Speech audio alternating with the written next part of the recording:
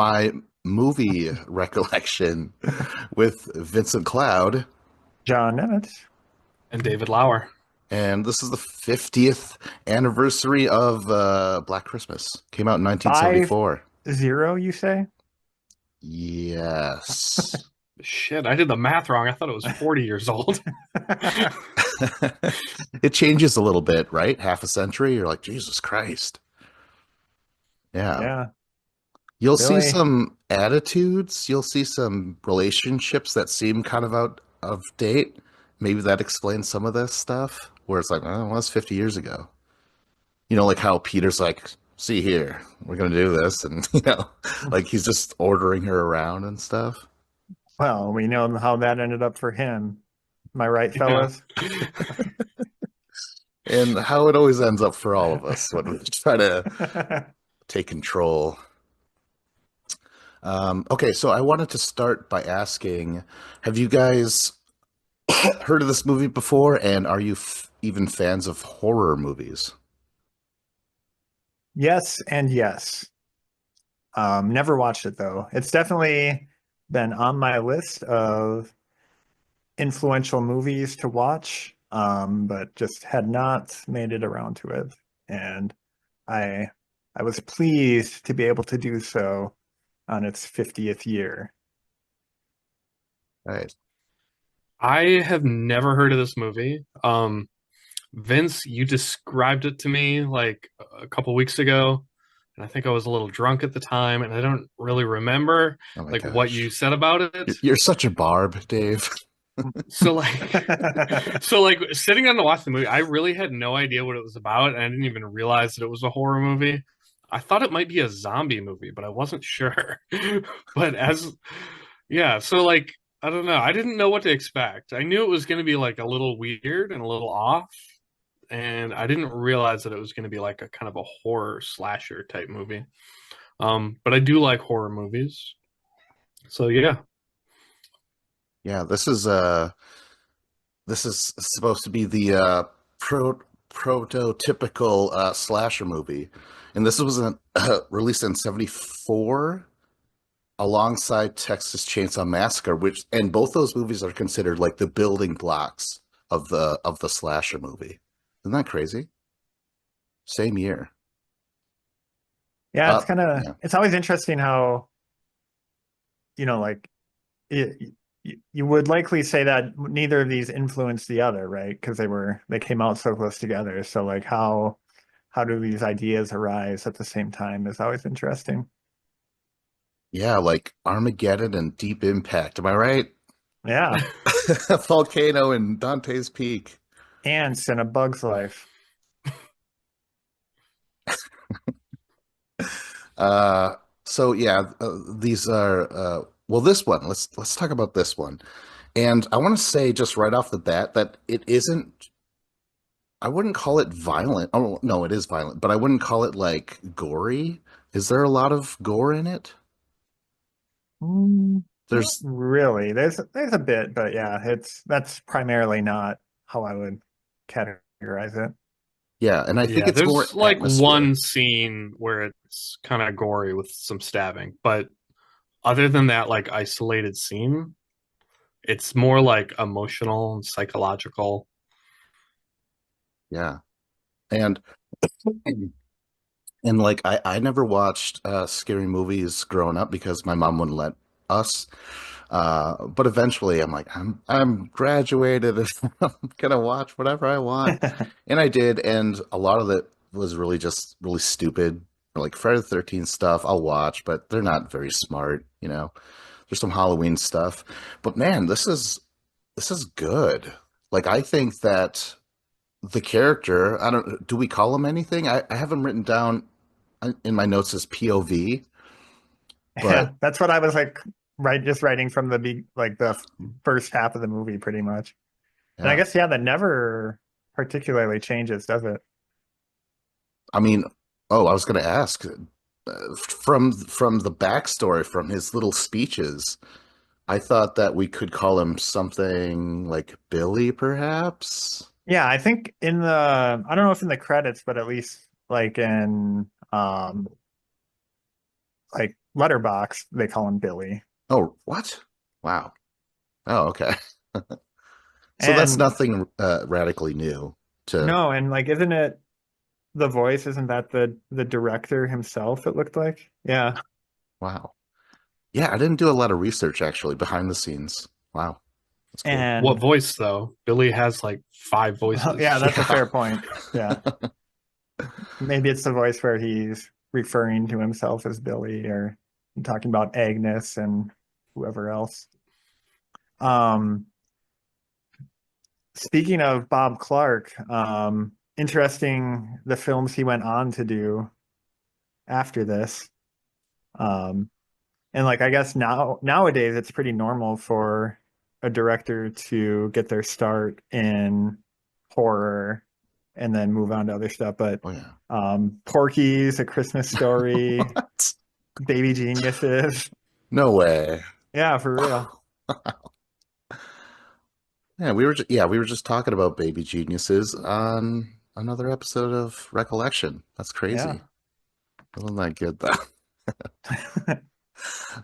Yeah, And A this was though, Christmas like, Story is like my favorite Christmas movie. That or Home Alone, but A Christmas Story is great.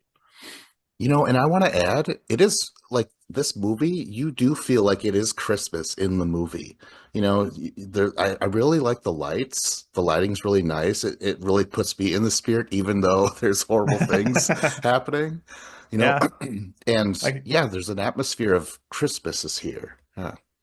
yeah, like the opening of the movie is just showing like a house with like Christmas decorations. Yeah. Yeah, I think it really like messed with me psychologically, a viewer not knowing what to expect.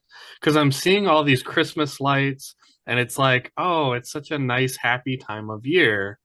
And then I'm meeting these characters, and they're all in the Christmas setting, but then like little by little like bad things are happening or people are making bad choices, and then it's just like it's nothing good is happening, it's all just like turning to shit. And like that's the name of the movie, Black Christmas. So it worked very well because it was like I should be enjoying this, it should be happy, but it just all like nothing ever good seems to happen. And you're just always there's always a feeling of suspense of like what bad thing is going to happen next. Yeah, it's the dichotomy of cheery lights, and everyone should be very happy, but everything's just horrible. And that deranged dude, like, ugh, it's disturbing. As soon as I started to realize what he could be, like what he's dealing with, it's very unnerving because he's in the house the whole time. He like we see him enter the house at the very beginning, and he never leaves ever. Wait, that's not true, is it? Oh, I I mean, yeah, hmm. that's Oh, fine. we'll go through my notes as we go Oh my along, gosh. but Yeah, yeah. Should we start at the beginning and I just want to say Dave sat down. He's like thinks he's turning on like a Hallmark Christmas movie. And I honestly, by the title, I thought maybe it was going to be like a Medea's Christmas or something. I wasn't sure. that's great. Um, okay, so let's start from the beginning, eh? And then we'll yes, jump around and whatnot. Okay, so the opening is the exterior shot of that house with the Christmas lights, and then we sit through the whole song of Silent Night, don't we? It's like choir sang, and it's just like, oh, this is a nice shot. Again, Dave, I just could imagine you're like, like you're settling in. Yeah, just going to Yeah. listen to a little Bing Crosby Christmas album here. yeah, just with Uh, some ambient lights in the background and no big deal. yeah. So this is interesting how it's shot because it's like it comes up steady cam or professionally shown. This is not the wobbly POV yet, right? It Right. goes up to the house, looks up, and then it goes to a window where it watches the girls. They're having a party inside. And then that's duplicated with the wobbly. We have the POV introduction, and you could hear the heavy breathing. And it does exactly what the film camera just did. And I always thought that was very interesting. Oh, I didn't even notice that. Yeah. I was like, oh, this what an odd choice. Oh, and does he like what's that one? The Christmas t story. Is there similarities in like his direction or camera work or anything like that? Would you would notice? That's a good question. The last time I watched A Christmas Story, like I actually was kind of taken aback how like beautifully composed some of the shots were. Like just like very like photographic. I don't know if that's the right word for it. Like um I guess I couldn't say if it's like cinematog cinematographically is that a word? But yeah, I couldn't say if there were if I noticed any similarities between those two movies. That's a good question. I didn't Um, realize while I was watching the movie that it was the same director as A Christmas Story, but it kind of makes sense that like the one thing that I do remember is like just the exterior shots of like outside of like a building, the Christmas lights. It's like seeing it from like across the street and like just those kind of shots where it sets up like, okay, this is where this scene is taking place. He does the same thing in A Christmas Story a lot. yeah, I want to watch that movie in its entirety. I've never seen it all the way through, but I have seen it though. Okay, so the POV person is breathing heavily, and then we cut to Very Barb. heavily. Yeah, very. I was like, well, maybe he's out of shape. I'm with you, buddy. Who knows? But no, the Barb shows up and she's like, "Hey, who left the damn door open?" And this is actually a little element throughout the movie where the door needs to be fixed. It'll pay off at the end when, Jess tries to get out or whatever. But it's mentioned a couple of times how the door sucks and like how what's her name, Mrs. Mack was like, I told the guy to fix it like 100 times. He still doesn't do it. There's themes here of men. I'm like, no, you silly woman. Like, we're busy here and shit like that. It's fucked up. So anyways, now we got to show this is the POV guy of going up the side of that house. What is that called? The trellis. Yeah? Yeah. Is that meant for like vines to grow on and Yeah, shit or exactly. okay. Yep. So yeah, I didn't know that would sustain a man climbing on it because I probably would have tried that. I just assumed it I wouldn't. mean, if I built a trellis or if Dave did, it would sustain three men climbing up it. How about one man, three voices? Same difference. Okay, so he gets into the attic. We're gonna show a lot of this attic, and it's well put together. And oh my God, I'm thinking of his point of view. It's almost like a fisheye lens in a way. And doesn't he do that when he's looking at Santa Claus? It's like a fisheye lens where it's like ho ho Oh ho yeah, like that's that. right. Yep. Yeah. Oh my God. Oh yeah, I forgot about that. And that Santa sequence is really shot like a horror film. I was scared. That freaked me out. I remember that. Yeah. Okay, so let's get into some of the characters here. There's Phil, who has a great name. He sounds like a man. I assume PHYL. Yes, exactly. Um, wonderfully 70s looking, like she's got like really curly hair, but her boyfriend, he's got like this man fro and this wonderful big mustache, and then those gigantic square glasses. Oh my Yeah, I just gosh. wrote like this is a great 70s looking party. Oh my God, it's so good. But they're talking about tomorrow. And again, this movie basically takes place within the span of 24 hours. Yeah, munch on Yes. that. I mean, like again, I don't remember many horror movies that are like that. I mean, that's pretty cool. Like some horror Yeah, movies are like a couple days. I didn't realize it when I was like first watching it that it was taking over like, it was like one day and then like the next day because like somebody goes missing and I'm like, well, why do they know that they're missing? And I'm like, well, in actuality, it was only been like 3 hours. Like they don't realize that they're missing.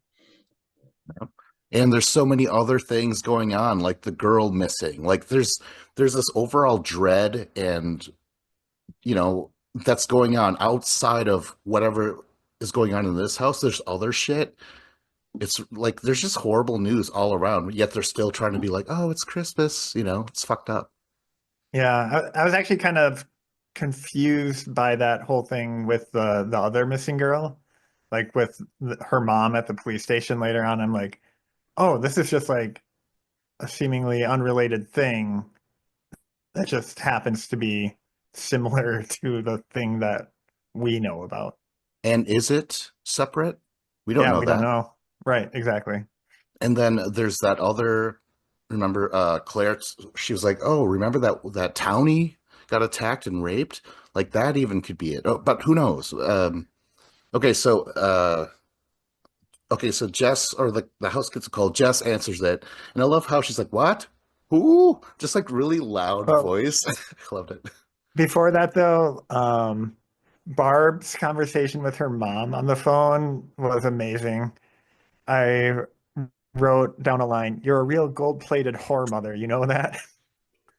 Yeah, yeah. Okay, so that's happening all while you see POV guy lowering into the house.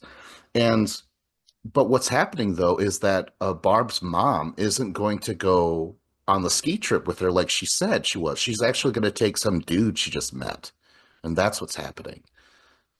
And that's why Barb is in such a shitty mood like the entire Right. movie. Like I mean she's drinking which is not helping. But yeah, I mean, I kind of fell for her. Which is really too bad. Yeah, those are shitty, the actions of her mom had an effect on her to cause her to drink too much. Yeah, and then affects the way she acts. And that's kind of a theme with multiple characters, how one person's actions affect another person. Like with Jess and her boyfriend, what was his name? Peter. Peter, yeah. Like how one of them acts, it affects the next person, then it caused kind of a chain of events. Oh, for sure. Yeah. Okay, so I do have to mention this. This is the first time in the movie because Barb's like, "Oh, you guys, shut up! The party's loud." And she's like, "I can't hear you, Mom." And then she's like, "Operator, can you help me figure out what's going on the other side?" So this is 50 years ago. This is one of the bigger cultural thing where it's like, "Oh, you had the operator on the other side." I don't really remember that. I don't remember actually talking to an operator when I was a kid, so maybe that was gone by the 80s. I don't know. Yeah, like I feel like you only talk to the operator if you specifically like dialed zero. Like they wouldn't just be there on your call or like ready to jump in or anything. Yeah, and they could listen to anything apparently, right? Like they could. Sure, yeah. Well, juicy Yeah. gossip. I don't totally remember how it worked, but I do remember like on the TV show Mad Men, where they would be like the operator was always there and available, and it was like, someone who worked for like Pacific Bell. And then they're just like, I'm having a poor connection. Can you patch me through, like, give me a different line or something? And then they would be like there at a switchboard, like flipping switches and pulling plugs. I wonder, like, I was impressed how gigantic that place was with all the walls upon walls Oh of that yeah. stuff. I was like, holy shit, that was cool. Yeah, it's like a modern day server room, but just with phone equipment or whatever. Whoa, I didn't even know server rooms could be like that. They're like that, huh? Oh yeah, you should I think is it probably in Silicon Valley they have a scene where like they're going through a server room that's so big they have like a golf cart that to like just get through it all because there's just so many rows and rows of stuff. It's probably how Uh-huh. like the Amazon ones are. But with the phone stuff, like it used to be like if you lived in like a smaller apartment building or something, you might only share one phone line with all your neighbors. So like What? if they wanted to, they could just like pick up the phone and listen in on your calls and stuff. Well, that's horrible. It was Yeah, like it's that in the 90s. My grandpa, he shared a phone line with his neighbor. So if you like picked up the phone, sometimes you would hear the house across the street having a conversation. You'd be like, oh, you just hang up the phone and just wait until they're done with the phone, and then you can use it. oh, thank God that's no longer here. right? Who's the guy who turned everyone in or Snowden. recorded? Yeah, Snowden. Yeah. Okay, so I gotta include this little part right here. So Barb, she hangs up the phone with her mom and she asks, she's like, Jess and Phil are there. They're like, you guys wanna ski this weekend? And they're like, sure, And she's like, okay, cool. And then she asks Claire, she's like, hey, you wanna ski? And Claire says the truth. Oh, I'm sorry, I have plans.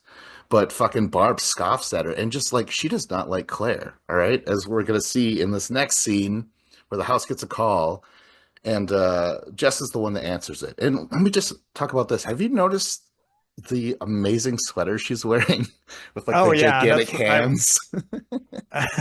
yeah, I wrote that down like just to remember who was who. I was like, okay, Jess is the one in the hand sweater. Oh, it was wonderful. But is that, you know, imagery of showing man's hands upon her? I don't know. Hmm. Okay, so she's the one that answers it, and she's like, "Oh, it's him again, the moaner." So they all gather around. This is the first time he's called them. In the that we've seen. Yeah, yeah. So I'm curious though, how did he know how to find them? Like, how crazy is he? How much thought did he put into this? How long did it take for him to finally approach the house? You know? Okay, yeah, so that's interesting. So he's been on the phone before, but now, yeah, now it's the first time he's been inside the house, presumably. Yeah. I don't know. Maybe he works for the phone company Oh my and he gosh. was listening What in on people is, and he's like, this sounds like a good house to I'm gonna go find out where they live. but he's completely unleashed. Like he does not seem like he could have gotten a job anywhere. Like what's going But on with he him? scaled the house like somebody who works for the telephone company. Yeah. I don't believe that. I think he's a escaped mental patient. That's what I think is going on. I mean, and I already have my theories on why he was in the mental institution because he fucking killed Agnes, you know? But Poor Agnes.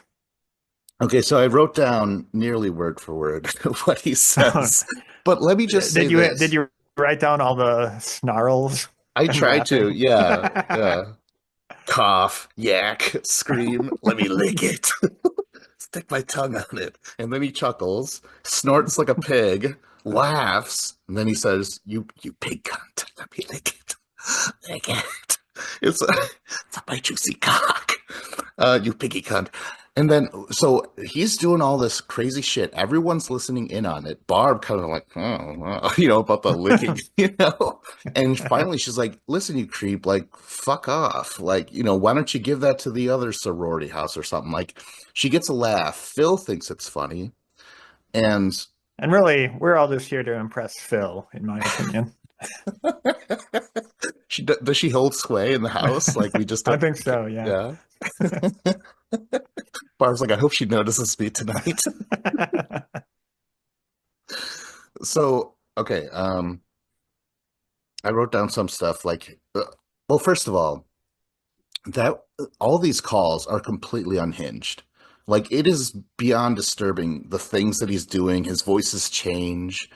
Like he's almost like a cartoon switching stations of madness and shit. It's like they were they took it in stride, and it might be because what does Barb say? She's like, "Oh, he's small town. He's minor league.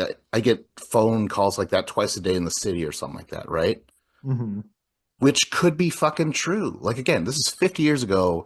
Men are assholes now. They were even worse back then because I feel like they could have they got away with more, as horrible as it is to say. Right? Yeah, and there No? was only, so many phone numbers. You dial one, there's a good chance you're going to get someone on the line. Yeah. Yeah, I did Google Ted Bundy to see like because he famously went to like a girls' sorority house in like Florida and like killed a couple people. And I was wondering, I'm like, I wonder if this movie was made after that but this movie was made like 4 years before that happened. Oh. Hmm. Well, Leatherface is based off of who? Ed Do you Gein. know? Ed Gein? Oh, okay. So when was that though? 60s? Yeah, that sounds right. I have no idea. Um, Makes this- Wisconsin proud. oh my God. Oh, that could be another I hate that we have all the serial killers in Wisconsin. Okay, so after that though, Barb stands up to him. Oh, but this is the last thing he says, and it's without a single voice, and it's done flatly and as matter of factly. He's like, "I'm gonna kill you." You're like, what the fuck? Like that was the one that shook me the most out of all that stuff. Yeah, and I wrote British question mark Really? but from that line. Yes. Yeah. Wow. Yeah, I mean, really, his it's crazy ass voices. Like Yeah. he makes like baby voices and stuff, and a woman's voice. Like it's crazy. Okay, so Claire does say like, "Oh, you shouldn't provoke people like that, Barb." And she's like, "Ah, whatever. It happens all the time." But then she's like, "Yeah, but that town girl was raped 2 weeks ago." And Then Barb she comes said, back. What'd she say, John? "Darling, you can't rape a Tony." Whoa. Like, That was Jesus. fucked up. And then she looks over to Phil. Does she like me? So I don't know. She really gives it to Claire, and Claire doesn't. I think Barb's just pissed off about the fucking parents, and she's already drunk, and so Claire's like, no, it's fine. Like it. She doesn't really get absolutely upset. She's just more like, oh, it's too bad that you're being this way, but I gotta go. So yeah, she goes to pack, right? So let's talk about oh, Miss Mac arrives. Whatever. All right, now this is Claire's scene. I think it's eerily done because she can see him, yet she's not sure if she is seeing him, right? Through the plastic. Yeah, like the plastic of her like garment bag or whatever. And Yeah, she was it's like already right there, you know? mhm. And I think that was done where she kept questioning it. She kept on saying, like, who's there? Like just Yeah, waiting for him to answer. right. Because then, yeah, she thought it was Claude the cat or Oh my God, something. fuck Claude the cat. He's the worst in this movie. The true villain. He's one of the characters, and guess what? A man. A man cat. Tomcat. Tomcat. Okay, so yeah, he attacks her and wraps her up, and she's gonna be wrapped up like that the entire fucking movie. It's really like after a while, it's fucking fucked up to see. Right, and like right by the window. Yeah. Like, how is nobody seeing her? But then I realized it was up in the attic. But I'm like, because like for a while I was like, how is nobody like coming across this? I actually wrote down that she's actually moved closer to the window after yeah, in the movie, he Well, eventually moves her closer. yeah, Yeah. like because he must drag her up to the attic, right? At some Yeah, point. yes, yes. Yeah. Like right after he does that, because everyone's they want to give Mrs. Mack that dress or whatever. Mrs. So I didn't know who she was. I kind of like, is she in charge of the sorority house? Did they have that? And apparently they did. I just don't know.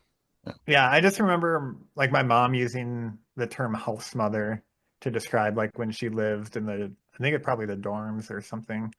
Um, just as like, yeah, like an adult woman who kind of looks after all the younger people.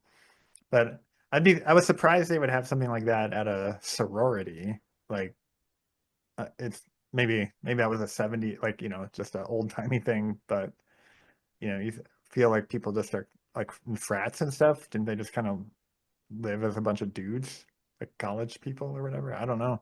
Well, when was Animal House set in? Like the 50s, right? Yeah, Was there I don't think there was a house father or whatever, right? not that I remember. I don't know. I don't know. I like the idea of it though, Yeah. because nowadays, in like modern times, you just have your RA, your resident assistant, but they're Hmm. just someone, they're not a freshman or sophomore. They're like a junior or senior. They're like a year or two older. But to have someone, who's 20 or 30 years older than you, I feel like it would be better, like, hey, keep the house, like, keep your stuff clean, kind of like a older figure that hopefully you would show some respect towards. Well, yeah, because like like an RA who's just a year or two older than you is gonna just be in one of the cliques in the group. So like they're not going to be an impartial, voice for if a problem actually comes up. Yeah. Yeah, they would. Yeah, they would give give what's her name more love. What's her name? Finn or Phil. Phil? Yeah. Yeah. Okay, Like, no, so Phil's right. Phil's just like excellent, like in the corner. Okay, so her Mrs. Mack's running theme is alcoholism. It's actually through two different people, right? We're gonna cut to Barb drinking, and we're gonna always cut to Miss Mac drinking. Like she's Yeah. got a problem. Yeah, she goes in her office and she's like looking at the books on the wall, like, oh, B for booze. She pulls out the book and like it has one of those things where you open it and like the middle of the pages are cut out and there's like a bottle of brown liquor in there. I always felt that seemed like to be like a psychotic thing to do, because wouldn't it take a long time to cut through every fucking page? I did that when I was a kid. You can just take a you can get through a bunch of pages at once. I don't even remember what I put in there. I think I put like a smaller book in there What? with That's my secret awesome. codes. Oh my God. That'd be great. Oh my God. Okay, so the house gets a call, and you know, Jess doesn't want to answer it for obvious reasons. So Phil does, and it's Peter, the boyfriend. And Ugh. this is the beginning of their relationship that is from it seems like dead on arrival. They're talking, and he's like, "Oh, I'm sorry I wasn't at the party, but I've been up all night for like 3 days practicing and stuff like that." And she's like, "Well, we need to talk." And he's like, "Well, you could tell me, right?" And she's like, "No, it has to be in person." Already you're like, "Oh, wait." Whenever you hear that, where it's like, no, we have to be in person, that's sort of like, we need to talk. That's the harbinger of a possible breakup. And then he's like, I love you. And Jess slaps him with a Han Solo. I know. I know. Yeah. Harsh. Those are two giant red flags, Peter, that like your shit is done, right? Hmm. Oh man. Another scene of Mrs. Mack brushing her teeth, but then it's so gross. I know there's none of the gross parts of the toilet is in that tank, but it's still gross, right? Yeah, and that was not like a particularly clean toilet reservoir tank. Like it was like rusty and pretty nasty looking. Wait, I don't remember this. What did she do? Oh, so she pulled the lid off the back tank of the toilet and pulled like a different bottle of booze out of there. Oh my God. And she did that to swish out the teeth, the toothpaste. Yeah. Gross. Wow. Okay, so I thought she'd be brushing her teeth to get rid of the alcohol smell, Nope, the and other way she's just around. using alcohol as mouthwash. Yep. okay, And then so yeah, she had that dress that the girls got her and she looks at it and like wasn't her voice like all nice and sweet the whole time? And then she like looks at that and she's like, Jesus, I wouldn't wear this to have my liver out. yeah, yeah. Holy shit! So While like implying drinking it's as heavily as she yeah, exactly. does. Ugh. Okay, so we're gonna cut real quick to the Claire dad wrapped up. Um, and the baby, like he's doing this baby voice. He's like actually he's rocking it. Yeah. He's singing this lullaby. He's like, little baby bunting, daddy gone a hunting. to fetch some rabbit skin to put baby Agnes in. This is the introduction of Oh, Agnes interesting. as a Yeah, I didn't catch character. that. I just wrote a creepy song about a rabbit skin. Um, oh, I gotta say about Claire. So that actress was a swimmer, so she could hold her breath like for I don't know how long they said, but they were like, Hour oh, and a half, perfect. apparently. Really? No, no, I'm Oh, just kidding. Jesus Christ. I was like, is that even Like that's how possible? long in the movie, pretty much she was there. Oh my Yeah, God. no, no way. Yeah. I was ready to believe in superpowers there, John. Although, what could you possibly do with it?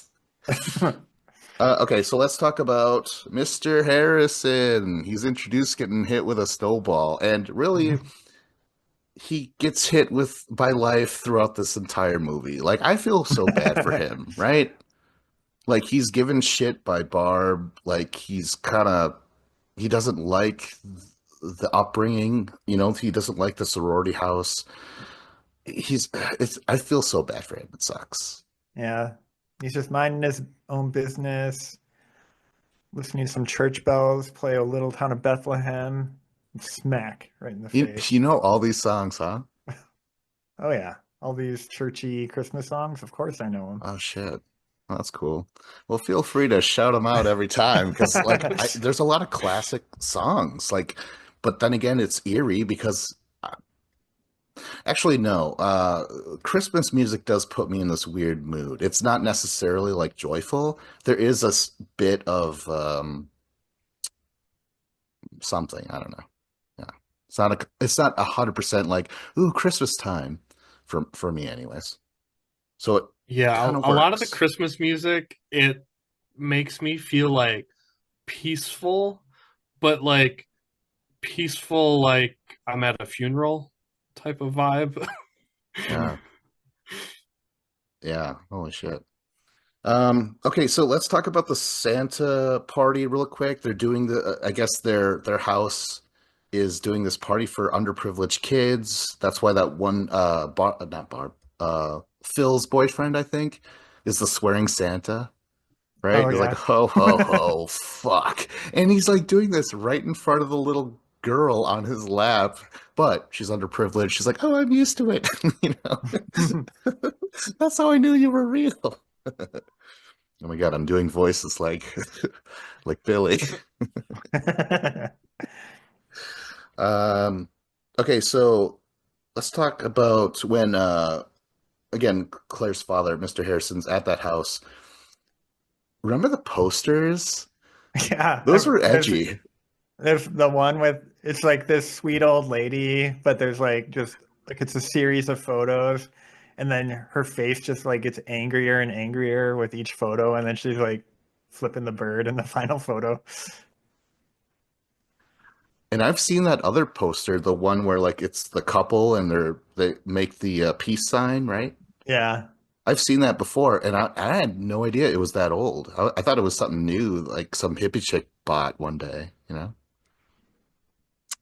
Yeah, and she puts her hand, Mrs. Mac tries to cover it up while she's like, "This is a good place," but he's like, "I have not brought her to drink and chase boys."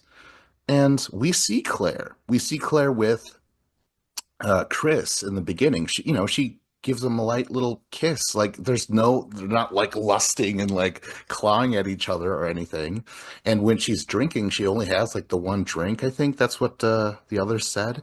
So Yeah, like I get yeah, the impression the other girls see her as kind of a prude. right. I think Barb says like, "I see a professional virgin when I see one," or Oh something like yeah. that. Yeah, which is like weird insult, Barb. um. Okay. So some more stuff with Mrs. Mack. She says she's complaining about Mr. Harrison in front of the mirror, and he's like she's trying to apply Miss lipstick, and she's like these broads would hump the Leaning Tower of Pisa if they could get up there. So she's implying that like yeah they are boy crazy, but again, what is boy crazy? I feel like they are perfectly represented as like normal females, perfectly healthy sex drives and stuff, like none of them, like they're all in steady relationships, it seemed, except for Barb. Yeah, it's weird. Yeah, but like I think from Mrs. Mack's perspective, she knows all those girls, but she knows so many other girls that come through there. So she's talking about, like that generation as a whole, like they come in for school and they all got a different boyfriend. She's not keeping track of the relationships. They could be bringing over a new boy every night as far as she knows because she ain't keeping count. That's right. And this So, is 74, right? So was the Summer of Love like that the big sexual revolution or whatever, like in 69 or something or 67? So there's yeah, late still, 60s. yeah. So like these girls are, it's more relaxed and loose about your number or whatever. It's not as strict now, it seems. But Mr. Your Harrison body and count, Mrs. right? Mack. Right, Zoomers. Body count. Just make sure to wrap the bodies, all right? Put a body bag over it. Okay, so another return of Claude the cat. He's meowing, and she's like, "God damn it, Claude!" Like she spills some stuff, swears in front of Mr. Harrison by accident. But again, Claude, he must go. You know, it's crazy how this character keeps weaving in and out of the narrative, but we don't ever get like a final shot of Claude or something would have been great. He's like looking at himself and stuff. But yeah, it's a loose end. I wish Claude would have got it, like kicked into the fireplace or something. Or at least the American Graffiti treatment where like Claude was sent off to Vietnam and died Oh, right. Like at the end where it shows where in the everybody ended text. up. Yeah. Yeah. Uh okay, so they leave. And yeah, this is the shot where it shows Claire through the window, and then and then you see through that window and you could see Mr. Harrison getting into his car. It's just Yeah, do this is, do I was like, how has nobody noticed she was there? But I didn't realize she was in the attic at that point. Like I thought that she was just like in her room next to the oh, window. yeah. Yeah, well, they were just in that room. I think that was her room, right, with all the posters, possibly. Yeah, I'm not sure. That would make sense though. Wasn't the conversation between Jess and Peter before that though? Where Um, they talk about the baby and whatnot. well, did I skip that? Maybe I did. They didn't go into full detail about it, but basically, um, she says that she's pregnant and she wants the baby, or no, and she doesn't want the baby, I mean, and Peter says he wants it. Anyways, yeah, let's talk about it because he's like, oh my God, I wish I had the lines precisely. But she's like, yeah, I'm pregnant, but I'm not going to keep it. I'm going to have it aborted. She's like, I thought about how it's going to happen, and he's against it. And he's like, why did you have to tell me this, this evening? You know how important it is. He's something like, you don't think about anyone but yourself, right? Like, Yeah, and that stuck with me because I'm like, well, at the end, when she could leave, she doesn't. So I think that's the opposite of hmm. not thinking, anyone but I yourself. kind of agreed with Phil when he said that Oh my because gosh. of what she's telling. She knows that he has this big audition, playing the piano in front of these three judges. Super important evening for him. And she's springing this news on him right now, which is not a great time. He's trying to be focused on something. And then not only is she springing the news on him, she's like, I've already made up my mind on what I'm going to do. I don't even want to have a conversation about it. Okay, so Yeah, it yeah, almost seems like it's a non-issue to her. Like, really. Wow. Okay, because yeah, like, later on when Peter says, "How can you say it like that?" You're acting as if just getting a wart removed.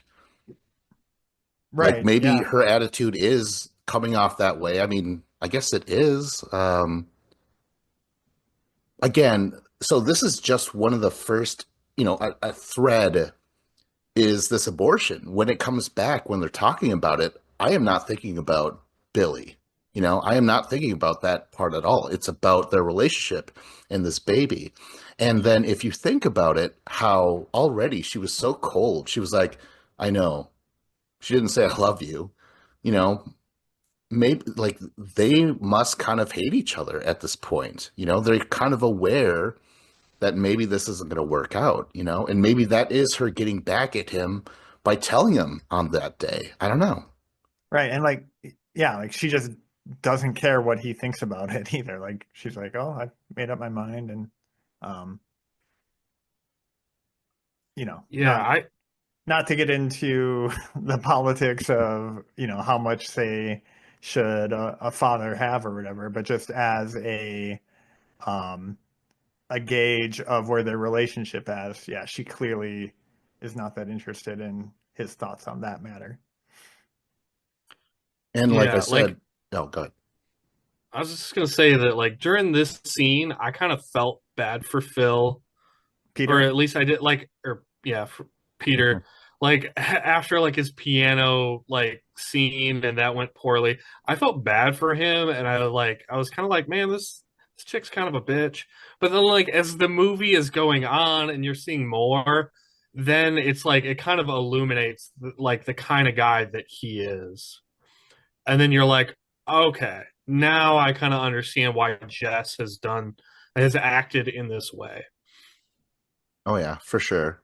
And, you know, to be honest, like they don't like each other so much so that one is killed by the other, where it seemed one could have easily killed the other one. Like he does get a little bit, he doesn't actually throw his hands at her, but he does approach her rather intimidatingly later on. But all right, let's keep going. He does say like, "Hey, we're going to talk about this. Like, I will come back later, and we'll talk at your house at 7, something like that." Let's talk about the party for the kids. Barb is giving a kid champagne, is she not? She could be, She's yes. out of control. It seemed a little ambiguous to me, like what it was, because she's like talking to him like he's a lush and he's drinking. But I'm like, it kind of looks like it might just be grape juice. But Oh, really? like, we don't really know. I don't know. I'm not really sure. Well, it's right in front of Mr. Harrison. Is she just goading him on, you know, like trying to get a rise out of him? Like she is so angry. She is taking it out on Mr. Harrison, later on to what's his name? Dutch or what, I don't know, that cop anyways. Nash. Yeah. Nash. Nash. Yeah. Like she, yeah, vicious, man. It's her sense of humor. That's why we love Barb.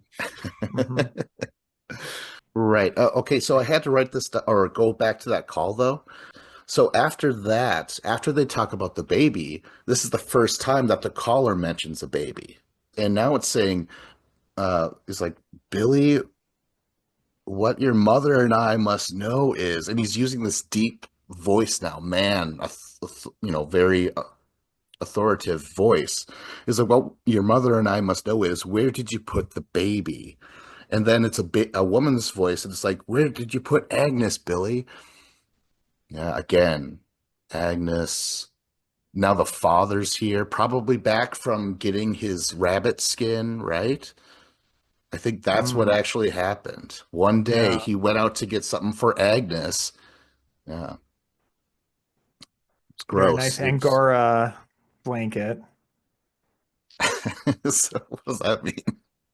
Like, Angora, isn't that rabbit fur? is that what it is? Oh, I think so. why Yeah. don't they call it dead bunny fur? So Don't we'd know. know what it is. Oh, that's Angoria, huh? Isn't that what Ed Wood would dress up Yeah. in, Yeah, an right? Angora. Yep. Oh shit. Okay. This is right after their conversation. And I Oh, that was think, that early after it? yes, yes. And from what I remember, it was ringing already. And then she gets to the house, then she catches the call. So overall, with this Peter thing and Billy thing, I think it's just this horrible coincidence that's just happening throughout the movie.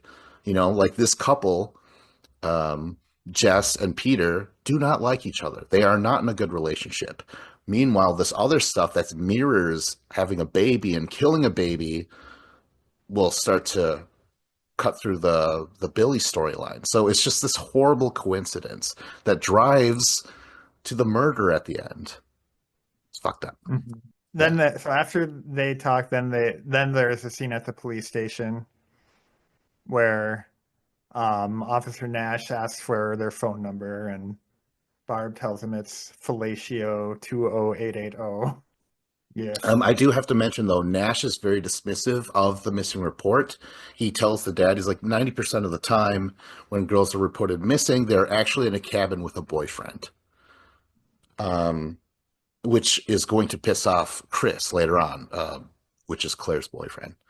But yeah, Nash is an asshole. So let's talk about the Yeah, and the fellatio. father's like, Oh, that doesn't really give me any comfort either. yeah. Um, good for nothing, Nash. Oh my gosh, what a fuck up, right? Like, I don't know. He keeps messing up everything. And he's so, like, he's not smart, but he thinks he is because he's very dismissive of this. He's like, well, or wait, what does he do? He tells Barb to shut up, right? Doesn't he do something like that? Yeah, and she tells him, for a public servant, I think your attitude really sucks. And she's right. He has Yes. a shitty attitude.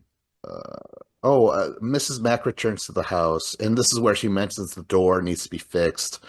She's asked 100 times. And she says, oh, you missed another weird call. And but that's how she explains it as a weird call. Is she like to me, these things are horrible. I never would answer the phone after that first few calls, I wouldn't do it anymore. And she's like, "Oh, it's a weird call." I'm Yeah, or the wondering, second you realize this is what it is again, you just hang up. Like you wouldn't sit there and listen to it. yeah. But I think it might be the introduction of all these elements. Right after the baby talk, there's literally talk about a baby on the other line. I think maybe that's what kind of draws her in because his story keeps building. He keeps talking, keeps introducing the father again, you know? Hmm. Um, Mrs. Mack, she finds some, she wants to find another stash. She's going through the closet while Jess is talking to her, but the bottle's empty. Did the girls find it or did she Or did black she just out? not remember? Yeah, Yeah. exactly. Okay, yeah. Are we finding this funny? I mean, she is an alcoholic. It is a disease, you know. Right. Were you guys laughing at this? Um, I laughed at the creativity of where they were stashed, but you worry about her as a person. Yeah. Yeah, Jesus. I mean, I laugh at it because, You're writing well, down I new mean, places to stash her, yes. well, I mean, it's just kind of like a funny trope where it's like you got a stash, and it could be alcohol or whatever. Everybody has their secret stash somewhere, and then you end up running out.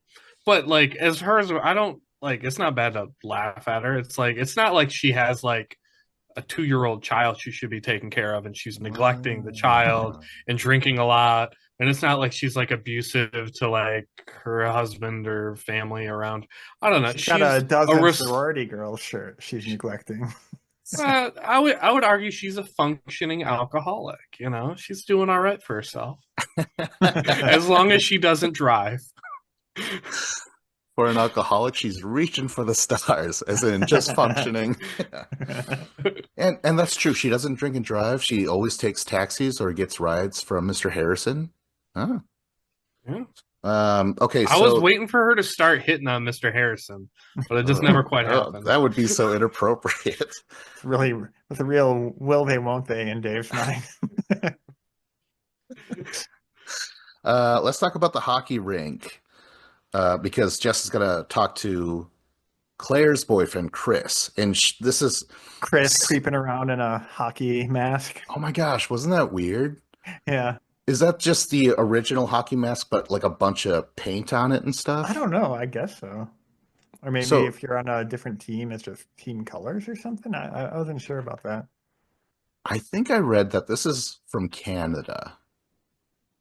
And there are little moments throughout this movie, like especially Chris. He'll later on say, like, "Yeah, I was dating her. I took her oot." I was like, "Oot." That is Canadian as Yeah, fuck. they're like, yeah, eh? I Well, just catch an A in there.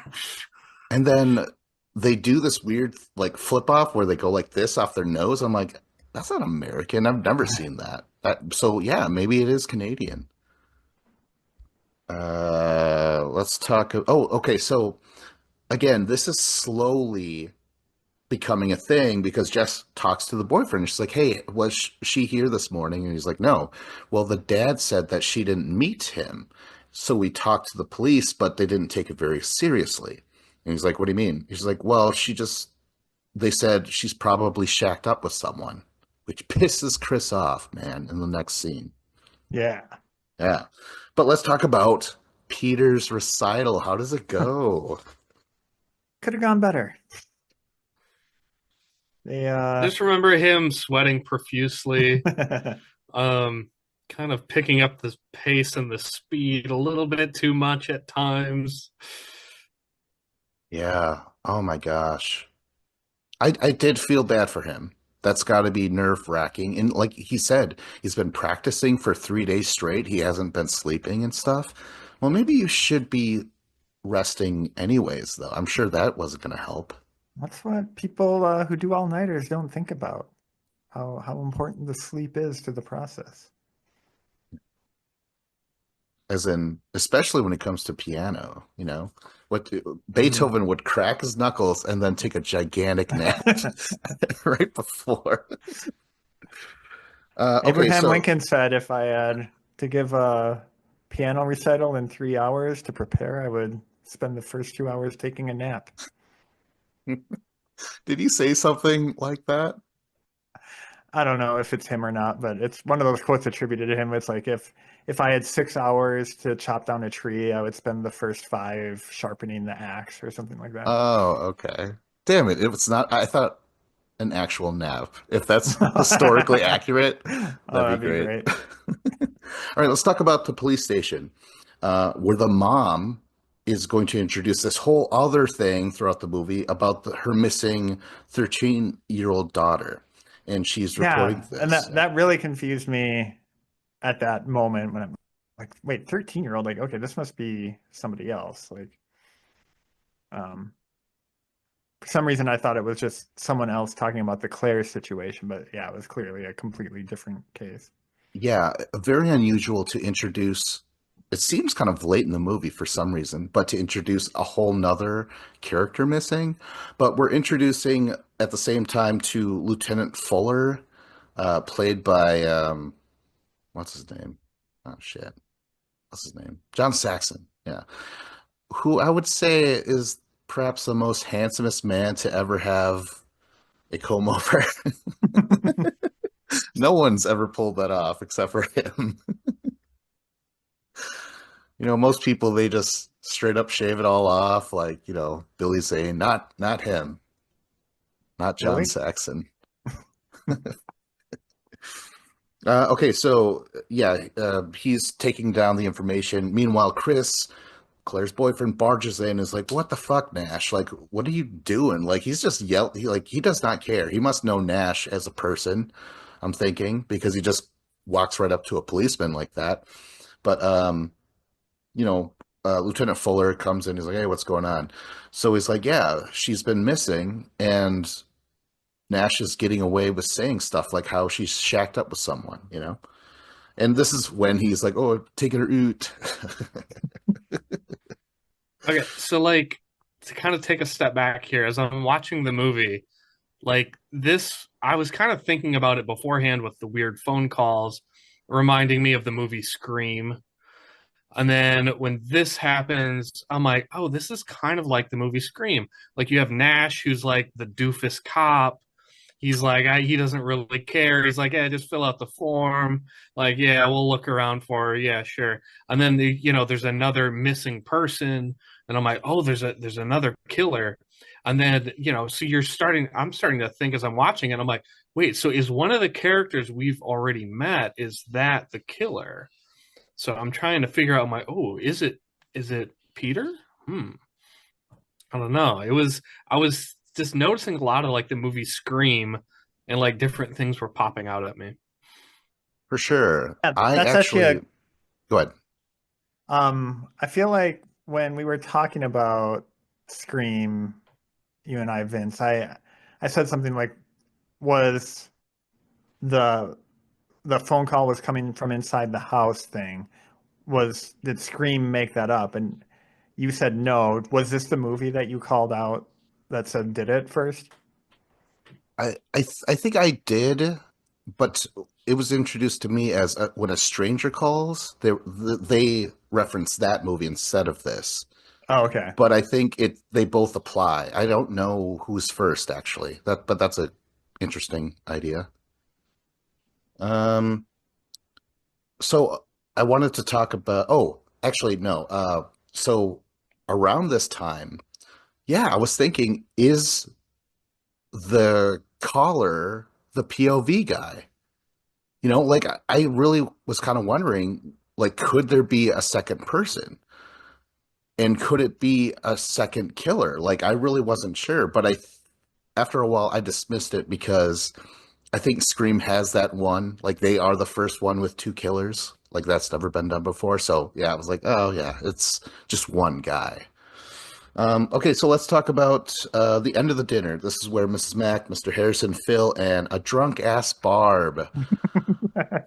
This is where she goes into the turtle. They're like, oh, they could fuck for 3 days with no stopping or something like that. And she's slurring her words. She is 3 days. fucking I'm lucky off. if I can get 3 minutes. What did she say? Like, oh, the zebras though, they're like 30 30 seconds. seconds and they're Yeah. out.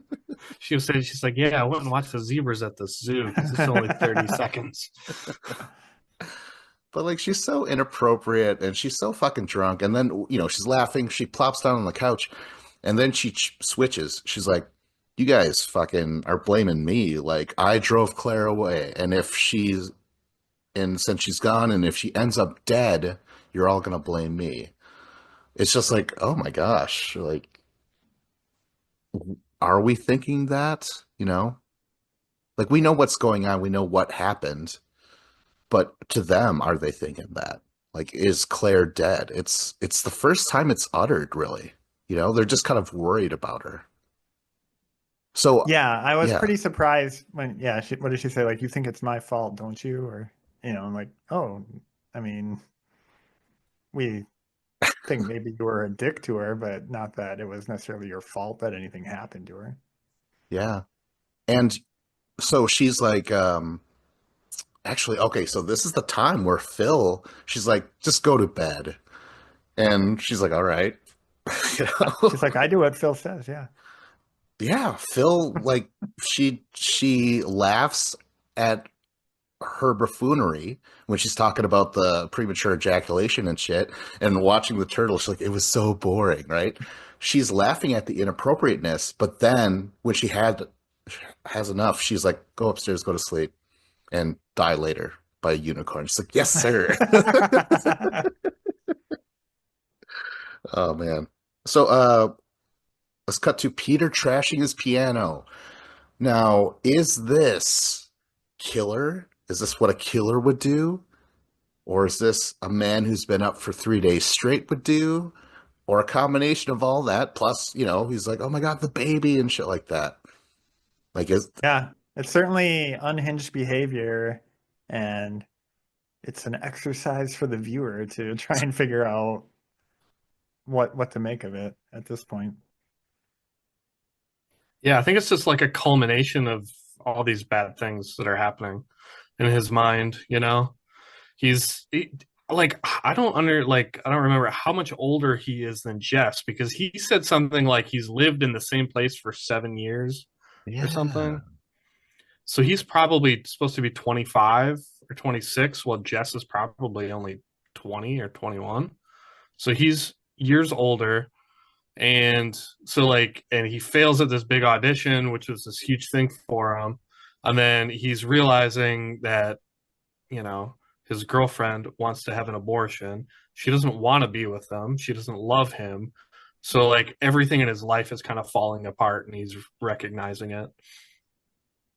Um, what was good? Oh, that actor. Apparently, he's from Space Odyssey 2001. He's Hal, I Oh, think. really? Ah, Hal, he's the computer. or not Hal. What's his David? Yeah, David. Right. I can't do that, David. I don't know. Oh, Never seen it. But I'm just saying that guy is a very old for that character, you know? yeah. But that's what they did, especially in the 70s. They would never hire, and before that, they wouldn't hire actual teenagers ever. But I think that's good, God damn it. I approve. Okay, so back at the house, Jess and Chris show up. They're gonna take Mr. Harrison to go on that search party. Meanwhile, I think it's Mrs. Mack tells um, Phil, she's like, okay, well, you guys go to that, but I'm gonna go to my sister's for the holidays. So when you get back, I'll probably not be here. Right away when she says that, I'm like, oh shit, Mrs. Mack's about to die, because you already have the alibi or whatever you're gonna call it.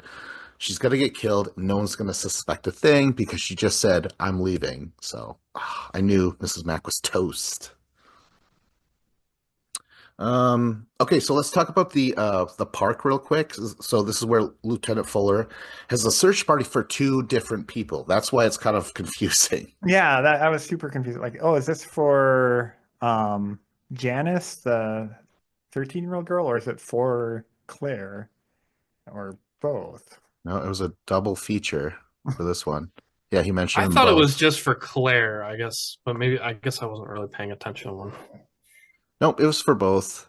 That's why it's so fucked up when they hear the screaming and the dogs, and then so the dad gets there and you see that relief, but you know how horrible that means. Oh God, it's so bad. But before we do that, though, let's mention exterior shot of the house, and we see a person in silhouette, and he hangs up by a tree across the street. Did you guys think that was Peter? I wasn't quite sure. I did think it was Peter, but I didn't know. But the added silhouette, like how they didn't just straight up say that's him, Right. that puts more mysteriousness on his character, you know? Yeah. Because as this movie progresses, you like the cop suspects him, and then in a way, what's her name does, Jess, and then as the audience, we're not even sure. We're like, no, we're pretty sure it's just some maniac in the house. But damn it, is he given a lot of suspicious things to do in this movie? Um, let's see here, Mrs. Mack. Okay, so now this is where one more time, there's a bottle in her suitcases. She's just taking free pulls. Is that what it's called? Take a pull off of a bottle. What it's Mhm. called? Yeah. All right. Yeah, that's right. The return of Claude the cat. He's meowing, apparently, and he's like licking at her, which Yeah, is like he's licking disturbing. the plastic bag over her face. So inappropriate, Claude. Oh my God. Well, they say like if you died in your house, your cat would eat you. Oh my God. And we don't see her feet. They're probably already gnawed down by now. Oh my God. Even though Claude had like a full bowl of kibble. Dude, my cats would never even touch me. Like, if I can put like chicken or steak on the floor, they'll just sniff it and walk away. They only want their dry cat food. Uh, Well, they'll you wait until know. you mummify. You're more like jerky, then Well, they'll. yeah, if it's hot in Oklahoma and I dry out to some kibble, then they're like, "Oh yeah, give me some of that." Okay, so Mrs. Mack, she wanders into the attic and she's like, oh, God damn it, I gotta clean. Then she spots Claire. This is the first time anyone knows that she is dead, but it's too late. Right behind, I think you just see the eye, right, of the POV Well, dude. yeah, they showed him like holding a hook or something. Yeah. Like it wasn't clear until it becomes very clear what it was. It's just a hook in the attic. Yeah. I mean, yeah, I don't know why there was a hook there, but it certainly gets used as a hook for poor Mrs. Mack. Yeah, this is the death of Mrs. Mac. it's like a hoist, right? With like a pulley. So you can like Yeah. lift like large boxes up into the Oh, attic. yeah, that makes sense. Yep. Lift Or boxes, bodies. yeah, I was gonna Yep. say lift large house mothers. Yeah. So Mrs. Mack is dead. How do you feel about her? Was she comedic relief, and you were like, oh no, no more alcoholism for for laughy No, laughs? we still had Barb if we wanted alcoholism. That's true. That's true. I'm surprised there wasn't more mirror images of the two. Like they're like, oh, Barb, this is your future, or something like that. You know? The ghost of Christmas future. Yeah. Okay, so the taxi guy though, he's like honking. He's like, "Hey, what the heck?" So he leaves, and we could see POV watching from the attic and sees the taxi cab drive off, and then that's when he starts to trash the attic, and he's like crying and yelling, and I was truly disturbed. Like this movie really got under my skin in some of these sequences. Like, and I this hardly ever happens, but I was creeped out where I was glad that my back was against the wall because that's where my couch is. But when I had to go to the bathroom, like my shower curtain was closed and I had to make sure no one was behind it. Like this movie really got to me. And was there? Like it was myself. Okay, so the park. That okay, so that's when uh they're That screaming. Actually, you hear the scream but before of that, yeah. someone set up the time to create a cool trash barrel fire for people to keep warm around. I thought that was nice. Wow, that stood out to me too because Dave, I don't know if you were there. Maybe you moved by then, but James and I and Eric, we went to the skiing thing. It was outside, and it was so fucking cold.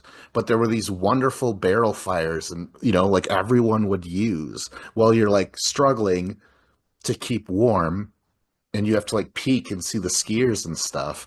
But like that's what it made me think about, like just how cold it was out there. Okay, Yeah, so I I can't relate. I probably would have just gone home where it's warm. it was fun. We were doing the thing where it's like, no, liquor warms you up where it really doesn't. No. Yeah. Oh, you know what the science is behind that, right? The basically liquor or alcohol will basically cause your body to heat your extremities at the expense of heating your core. Oh, So like it can make you feel like, oh yeah, my hands aren't as cold and that kind of stuff, but you're actually way more likely to die from the cold quicker because your core is no longer protected, basically. I saw that Mythbusters episode. Yeah, that's probably where I learned that. oh, okay. So back at the search party. So it's this great. It's interesting when they find not Claire, but the 13-year-old. You hear the scream, but it's on the house. It's at the house, the sorority house, and you hear it from the house. So that means that search party, that park, is actually pretty close to the house. Yeah, it seemed like it was just like right across the street because I remember like also just being surprised how quickly people were getting back and forth from the search party to the house or whatever. Yeah, you get a sense of the town in a weird way because, again, this is all within 24 hours, almost in real time. There's plenty of times where they're like, okay, I'm going to go check this out. They'll get in a car, and it's not that far away. I think at the end, John Saxon's like, I'm going to go to the sorority house. I'll be there in 5 minutes. It's a sort of a smaller town. Yeah. Yeah, it kind of like in my head, I'm almost picturing like Eau Claire, Wisconsin, where you have the No, don't do that. downtown like college houses, but then there's Carson Park is like right there, you know? And like really a lot of it reminds me of the neighborhood Vince lives in. Yeah. Oh my God. Let me just Have you cover checked your back myself with door, your plastic. front door? Yeah.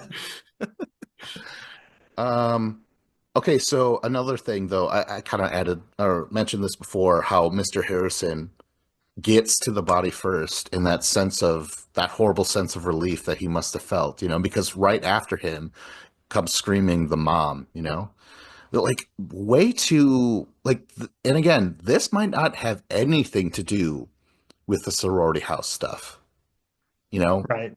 That townie that got raped a couple weeks ago might have nothing to do with that. It's just grim, this truly is a Black Christmas. Okay, so this is the call where it's Jess was just getting to the door, but so now this time it's a baby crying, and now he's like, "Oh, help me. Please stop me." He's like shuddering. Is he feeling guilty about killing Mrs. Mack because he just trashed the attic? He didn't trash the attic after he killed what's her name? Claire. What about Mrs. Mack that threw him off so much, So he says, yeah, oh God, please help me. Then he screams. Then he starts using a different voice, saying, filthy Billy. I know what you did, Billy, stupid Billy. And then he starts laughing. Um, yeah, truly messed up stuff. Um, Jess is, okay, so now she's calling for Mrs. Mack. Uh, and she picks up the phone. Meanwhile, a shadow is creeping up behind her, and it's Peter. But more importantly, she's on the phone to report these Yeah, I was gonna calls say, finally. yeah, she's like, what can we do about these obscene phone calls? But okay, so this is another good example on how these people aren't on the same page, because she never once, at this moment doesn't say, "Hey, Peter, I'm getting obscene phone calls." She's never mentioned it to him. So anyways, he's like, "Oh, I was upstairs. I got cold while waiting for you." And she's like, "Oh, I'm sorry, but Claire is missing, and I was in a search party for Claire." And what does Peter say? He's like, "Oh, how noble." Like, what kind of fucking answer is that? What an asshole. It's those little things where I'm like, I don't know if I like Peter either. Like, I understand the piano thing and all the frustration and shit. I would probably do horrible on that as well, but he's oddly calm and he's just like, "Oh, how noble." I was just like, what the fuck, dude? Um, so she's like, "Okay, I want to report something." And she goes, "How did the recital go?" And oh wait, no, she's on the phone though, right? And she's frustrated. She's like, "No, don't put me on hold again." We cut to the police station. She's on the phone with Nash, good for nothing Nash, and he's like, very dismissive. He's like, "Yeah, maybe that's happening, but we're really busy. There's like a death here. Like, did you call the phone company? Like, what is that? Shouldn't he just say, like, how long have these been going on?" Like, he doesn't answer or ask any of this stuff. He's like, I don't even know we can how long it'll take to put a man on it. We're just very busy. And he's like, "Oh, what's the address?" So Harrison and Phil and Chris happen to be there. So they're actually going to put their foot down now that they can. And what else here? Oh, again, she's like, So or there's, yeah, Nash the is whole like, conversation between, oh, you can talk about the Nash stuff, but yeah. I was just gonna say again, he's like, "It's probably one of your boyfriends playing a little joke." Again, just like a man. He's always like, "Oh, what about this man?" or something like that. It's the man. Okay, so now this is the big scene between Peter and Jess. right. Um, I think he's like, "Oh, Claire's all right." Again, she's like, "Well, she's missing." It's like, "Oh, he's all right." Now listen to me. I'm leaving the conservatory and we're getting married. And I don't think I've ever talked to a woman like that. I've never just like, "This is what's happening here." I don't know if Yeah, you, especially like marriage, like, like there's this whole tradition about proposals and whatnot that, that's true. Yeah, it's very businesslike. Like, I've mapped out your entire future. I've yeah. decided. Yeah. And the lady Um, will have the salad. I don't even do that. I don't even order for a woman. Am I not doing things right? We're supposed to grab women by the wrist, right? Um, okay, so but Jess, she very calmly, she's like, "Do you remember what you told me when we first met? Like you wanted to be a professional pianist." And Pete's like, "Pianist?" No, he doesn't do that. Be No, out that of was you. character. Out of character. Yeah. He's like, "Peter." She's like, "I've married a." She's like, "I'm engaged to a child." All right, so but she's like, I still have, and I told you what I want to do. Well, I still want to do those things. I can't give up all my ambitions just because you've changed your plans. Be realistic. And I just love that. Like, just be realistic, where that's, it's amazing how Peter is. He's just deciding for her. And again, I've heard of that before. I know that that's how things were back then. I don't know if it is like that now. It seems like women have a more of a voice and stuff like that. Um, but I've seen this before, you know, and oh God, I'm really curious on when the relationship soured because they're going to have a few things to say to each other here. So, anyways, blah, blah, blah. Oh, so she's like, I don't want to marry you. That's pretty cut and dry right there. He remains calm and he's like, all right. Then he's like, what about the baby? Okay, so we got to cut to the police station with Lieutenant Fuller and okay, so this is finally I'm so glad this happened because he's kind of giving Nash shit. He's like, so 13-year-old is dead, and then this guy with the missing daughter, and then the same house with the missing daughter is obscene phone calls. Shouldn't that be, shouldn't that be brought up to me and stuff? Like, yeah. Oh, Yeah, so mad at exactly. Like, Nash. why are you just sitting on this? Like, clearly there's some sort of connection here, Yeah, or at least so worth investigating. yeah. So Mr. Harrison thanks them, and then they take off. And this is when the fellow policeman, his a couple desks away, he's like laughing, like can't contain himself. Yeah, and And like while it was I was like, happening, I what was is like, going on here? yeah. Did you guys know what it was, or did it take a while? It took me a while to figure out why they were laughing. Yeah. Uh, what's so funny about this? Nash is like, he's like, what is this? Like, I don't understand. And like, even Lieutenant Fuller is like, starting to laugh. And he's like, oh, I get it. Something dirty, isn't it? Yeah. The actor in real life didn't know what fellatio meant. Oh, And really? he was like, don't tell me. He's like, I actually like how you guys are responding to me. So he told him, don't tell me. So like, he's genuinely like, what the fuck? Um, but yeah, let's see here. Okay, so let's get back to the house with Peter and Jess. So I think he smashes an ornament, or does some glass shatter? What happens? He's got tinsel on his arm. I Yeah, know that. I don't remember that. I remember what he says though. You selfish bitch. You talk about killing a baby like having a wart removed. And like, he's revved up. And that's when she's like, now you see why I didn't want to tell you. Because already she could tell he's just so fucking charged up. And again, like this is going into like, shouldn't you tell the other person, the guy or whatever? That's oh my gosh. But Mhm. she knows, and he's going to display how not quite violent, but I don't know how to say it. Um, I don't know. But he's like, "What are you trying to do to me?" And she's like, "What are you trying to do to yourself?" Like and to me, that felt like she couldn't relate to his pain or his anger at all. Like John, you said, like how she was very like, "Oh, I'm going to have it done," and there was no remorse.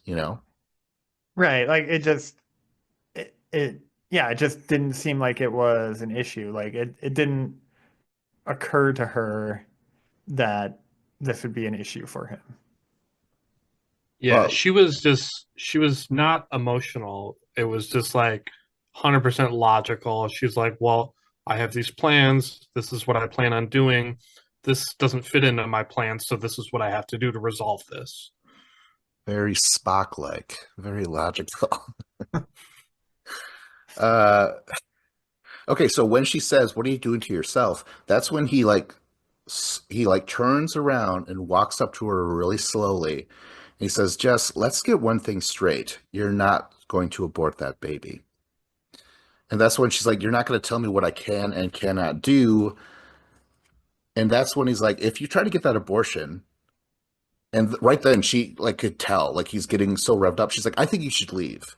Like she could already tell. So I'm wondering if he's gotten worse with her, you know? There's a line later on when she's talking to Phil where she's like, "He's usually so tender," or something like that. So what's usually? Like Oh the yeah. other? What's the other times? And And like again, yeah, just to finish the line, like he says like if you try to get an abortion, you're going to be very sorry. yeah. That's something weird to say to And someone. it feels more like a threat than like just being like, you're going to be sorry if you do this without thinking it through or whatever. It's like no, like you're going to be sorry.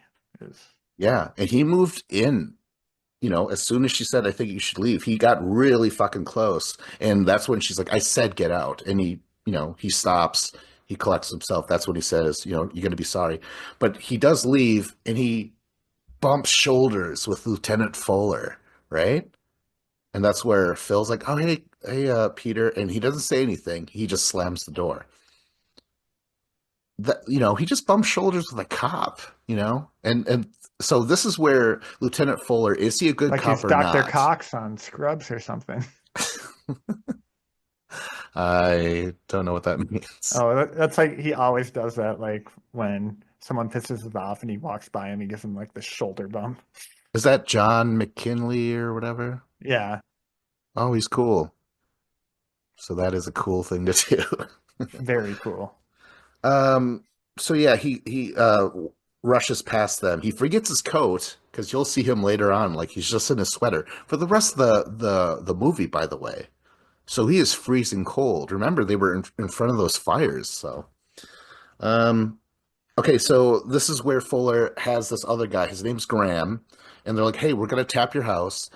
And he asks, though. Okay, Graham asks, "Are where are the phones?" And they say one in the living room and one in the hallway.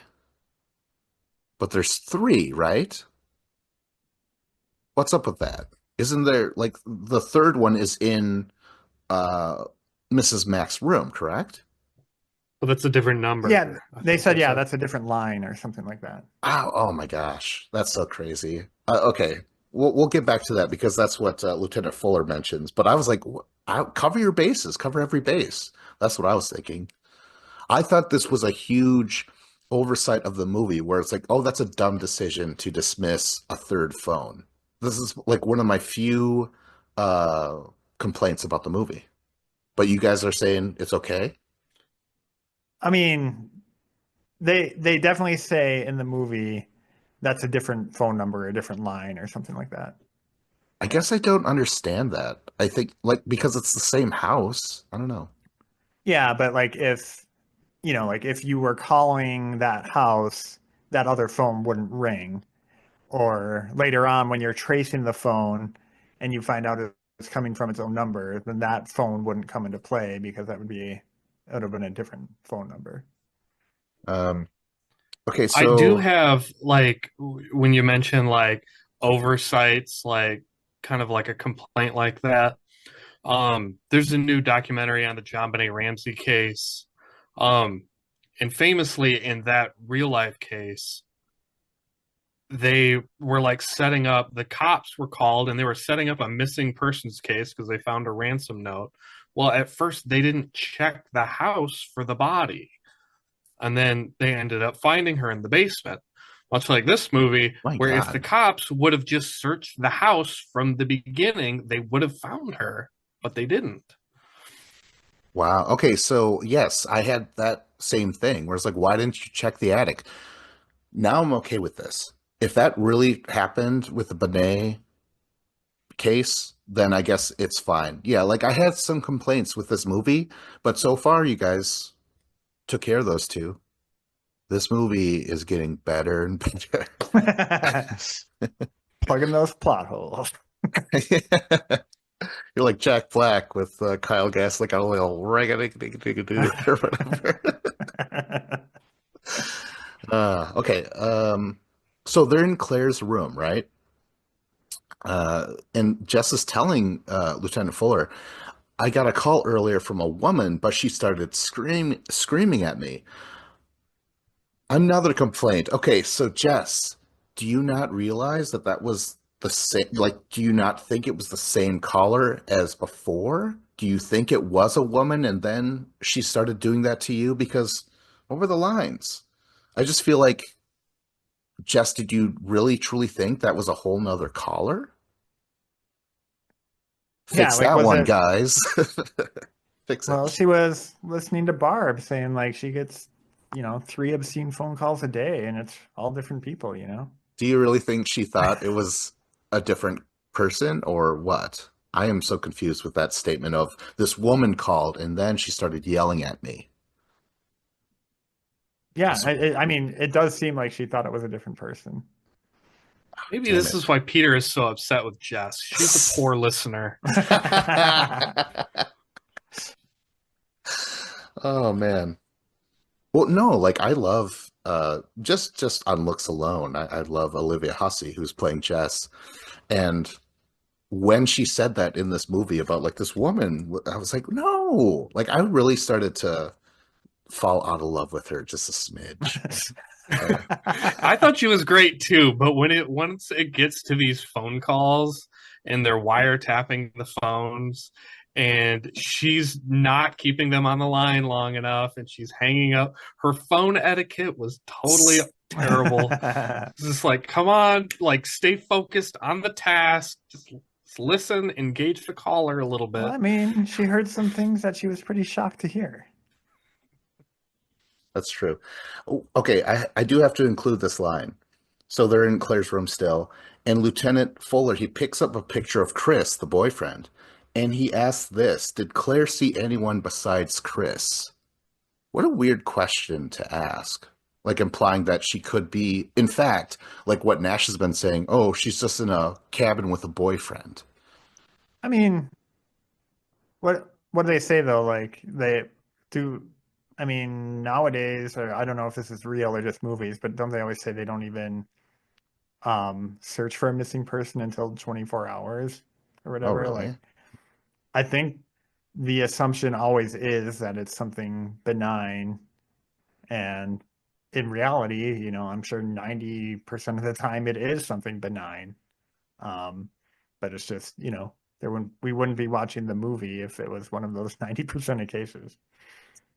It's just, Yeah, and it's like they don't look for someone for the first 24 hours, but there is like a super famous TV show called The First 48 because the first 48 hours are the most important to find a missing persons. uh, But inevitably, the first half of that, they're not even looking.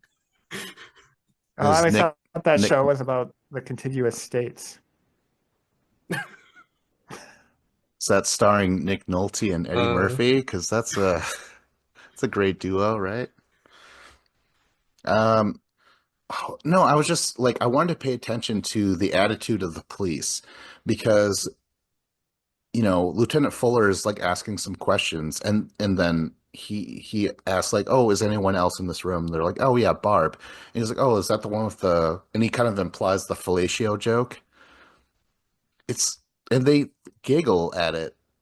So it's this weird lightheartedness without cops like the laughing and the jokes and stuff. And like Right, later on that, yeah, which would all make more sense if that little girl hadn't been killed. Like if we that's were in this true. situation where it's like, oh yeah, these are small town cops, like nothing actually happens, but you get these false alarms every once in a while.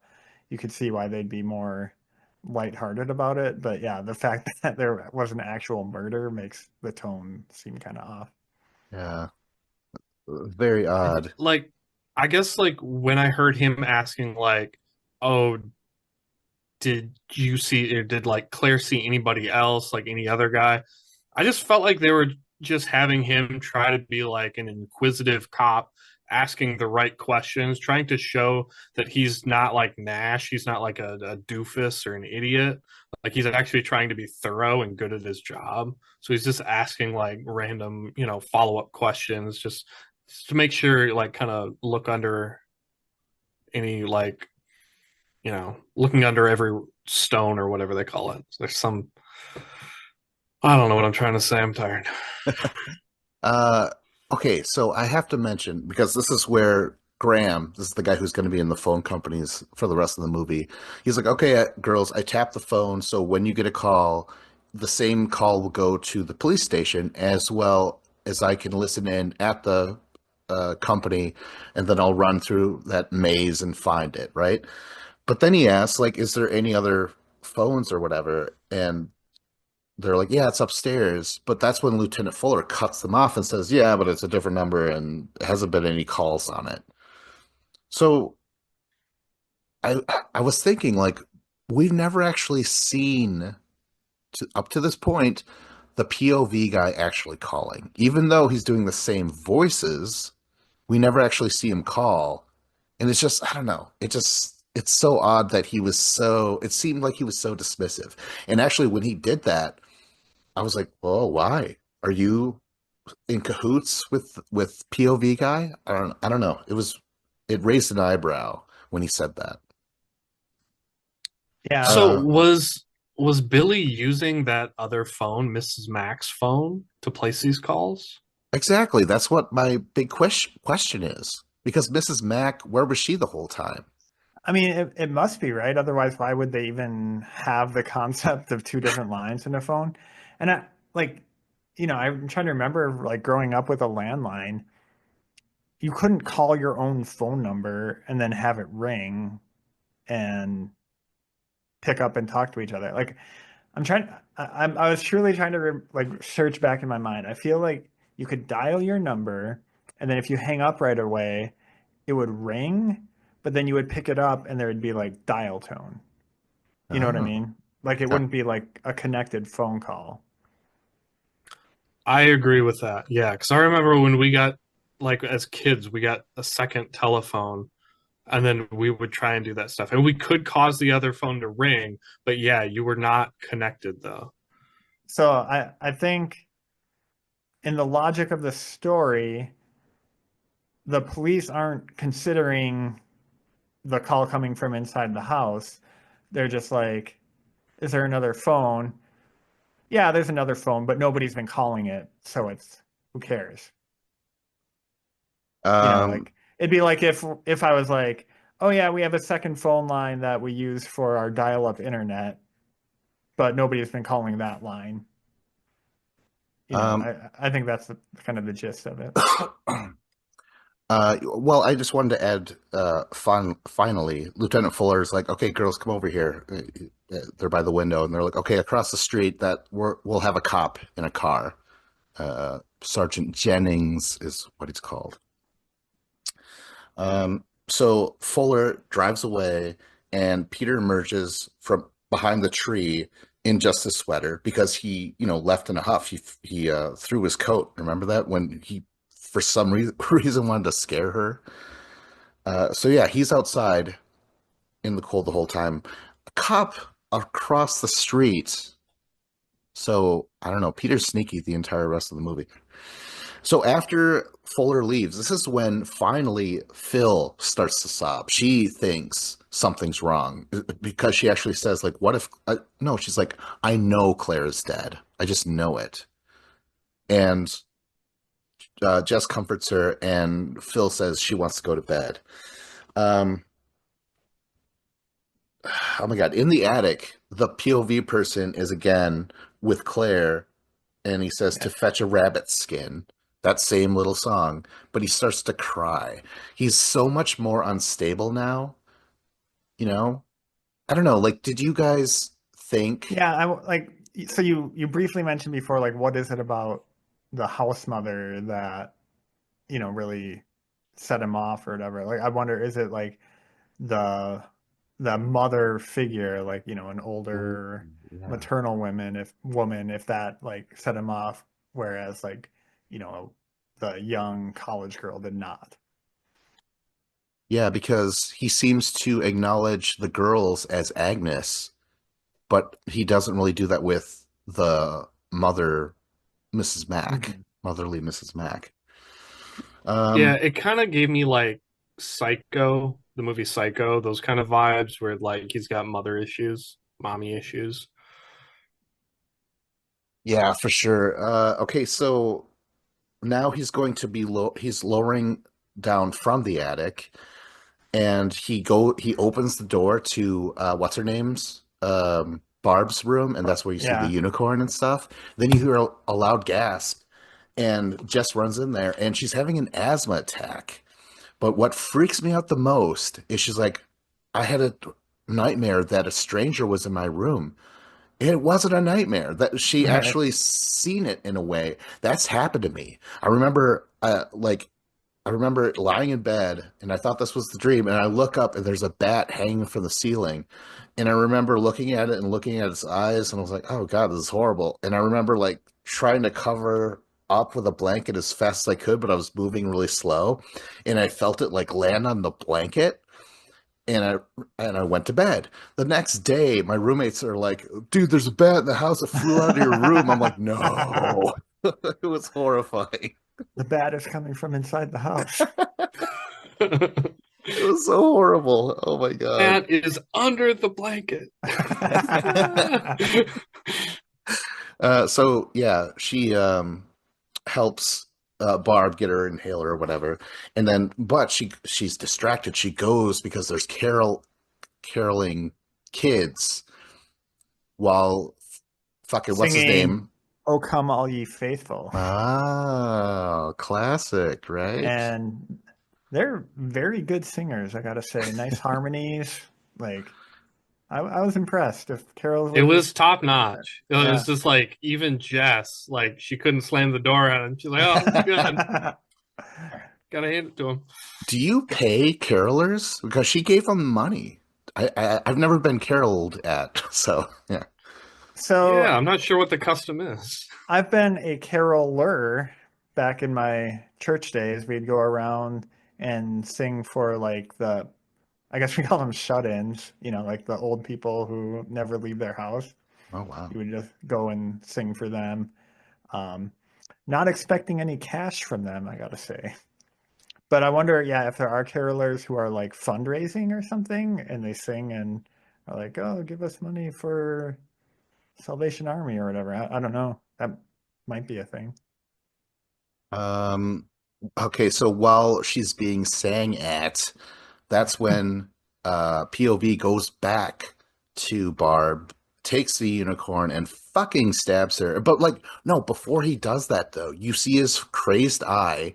He's like right over her. He has the same hair as Peter. That's another thing that threw me through a loop where I'm like, could Peter be involved? Even though I don't know, I kept on going back and forth about that. I Yeah, for wasn't really sure. Like sure.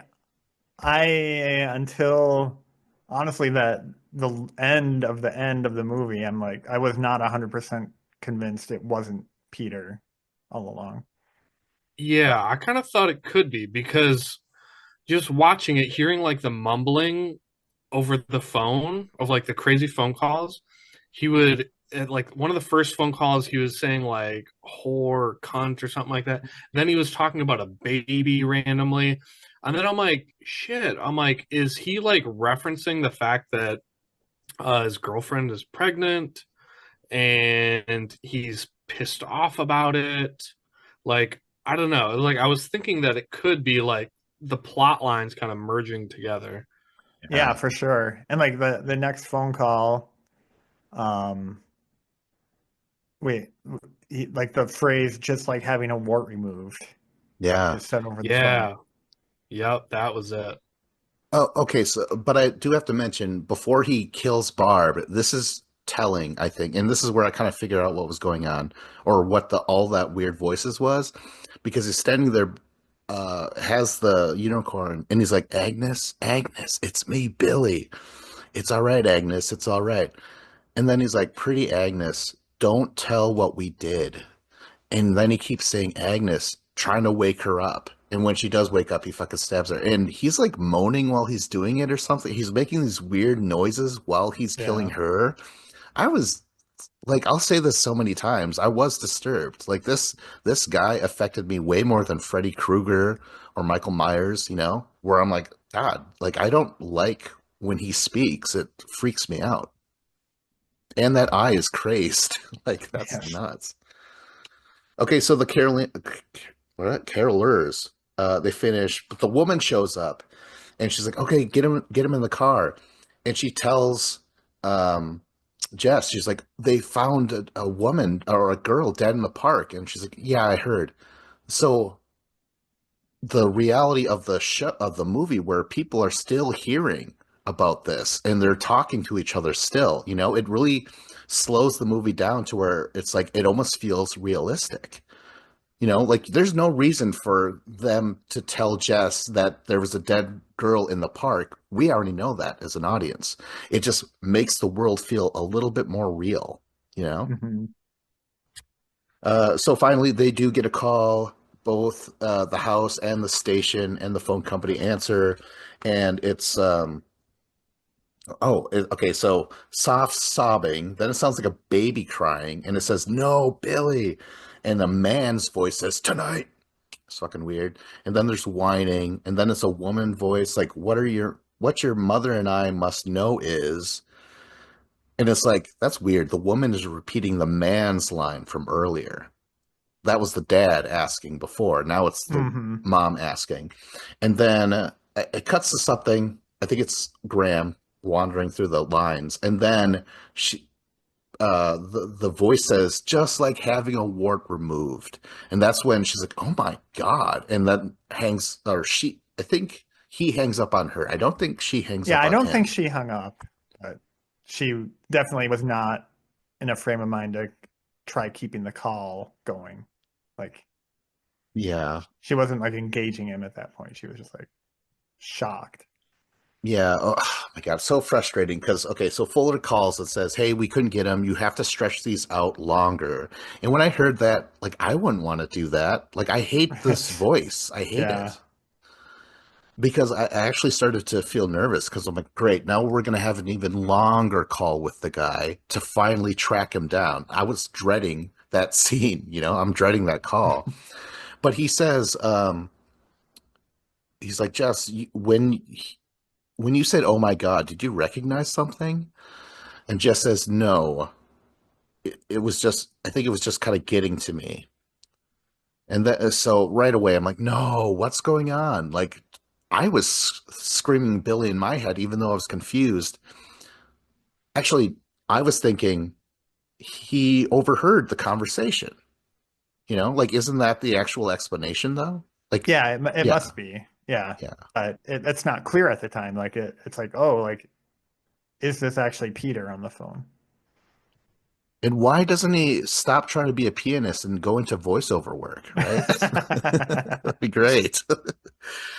Okay, so he says, I've been meaning to ask you, who was that guy leaving when I got to your house? And she's like, oh, that was my boyfriend. And he's like, you guys have a bit of a fight? But then there's a scuffle in the office. So he's like, okay, sorry, I'll call back later, Jess. And this is weird. A police officer is shot in the ass with like bird shot or something like Yeah, that. like I was really confused by like what are these people now? Like the old guy and um yeah.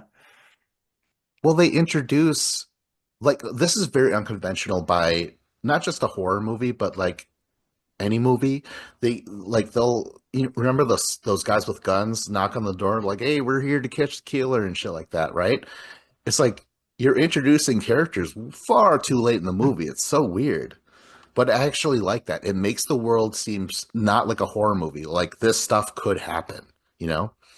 Um, okay, so now Phil is talking to Jess, and she's like, "If you thought it was Peter, why didn't you tell the police?" And she says, "Because I'm not really sure, but he did repeat word for word what Peter said tonight." And Phil says something interesting. She's like, I don't like Peter much, but I don't think he's that sick. I want to know why Phil doesn't like Peter much. Again, I maybe he's not Apart very. from like every interaction we've seen between the two of them. Yeah, but like we've never seen Peter with their friends, you True. know? So I just yeah, they're maybe they were just a very bad couple, and Phil is just kind of like, yeah, I didn't like him, but he's not that sick or whatever. And that's when Jess says, "Oh, he's so gentle most of the time." Very telling thing to say. Like, why would you word it that way? Like, how else is he? Um, and then Phil checks for the cop in the car once more. Okay, so the house gets a call, but it's Peter. Graham asks Lieutenant Fuller if he should track it anyways, and Fuller says, "Yeah, go ahead." So now I'm like, "Oh, interesting. Okay, what's going to go on here?" But it's so unfortunate because now Peter's upset. I don't know if he's drinking. It kind of seemed like he was, but he was definitely crying and very emotional. Hmm. And he's like, "Jess, like, oh God, please help me." Very similar to what the voice was saying, like, "Help me, stop me, oh God," like, damn, word for word. He's like, "Jess, we can't kill the baby. Like, please, Jess, you know how I feel about the baby. Don't hurt the baby." Don't like these are very much what Billy's saying on the phone. This obsession about not hurting the baby. Where's the baby? And yeah, it really disturbs me just thinking about it now because he's not killing anyone. He truly is scared for his child, and this is just painting him so badly as the killer, you know? Right. Yeah. Um, I think this point in the movie, like as I'm watching it, I'm trying to debate like the killer in the attic. Like what is his motivation? Like why is he doing what he's doing?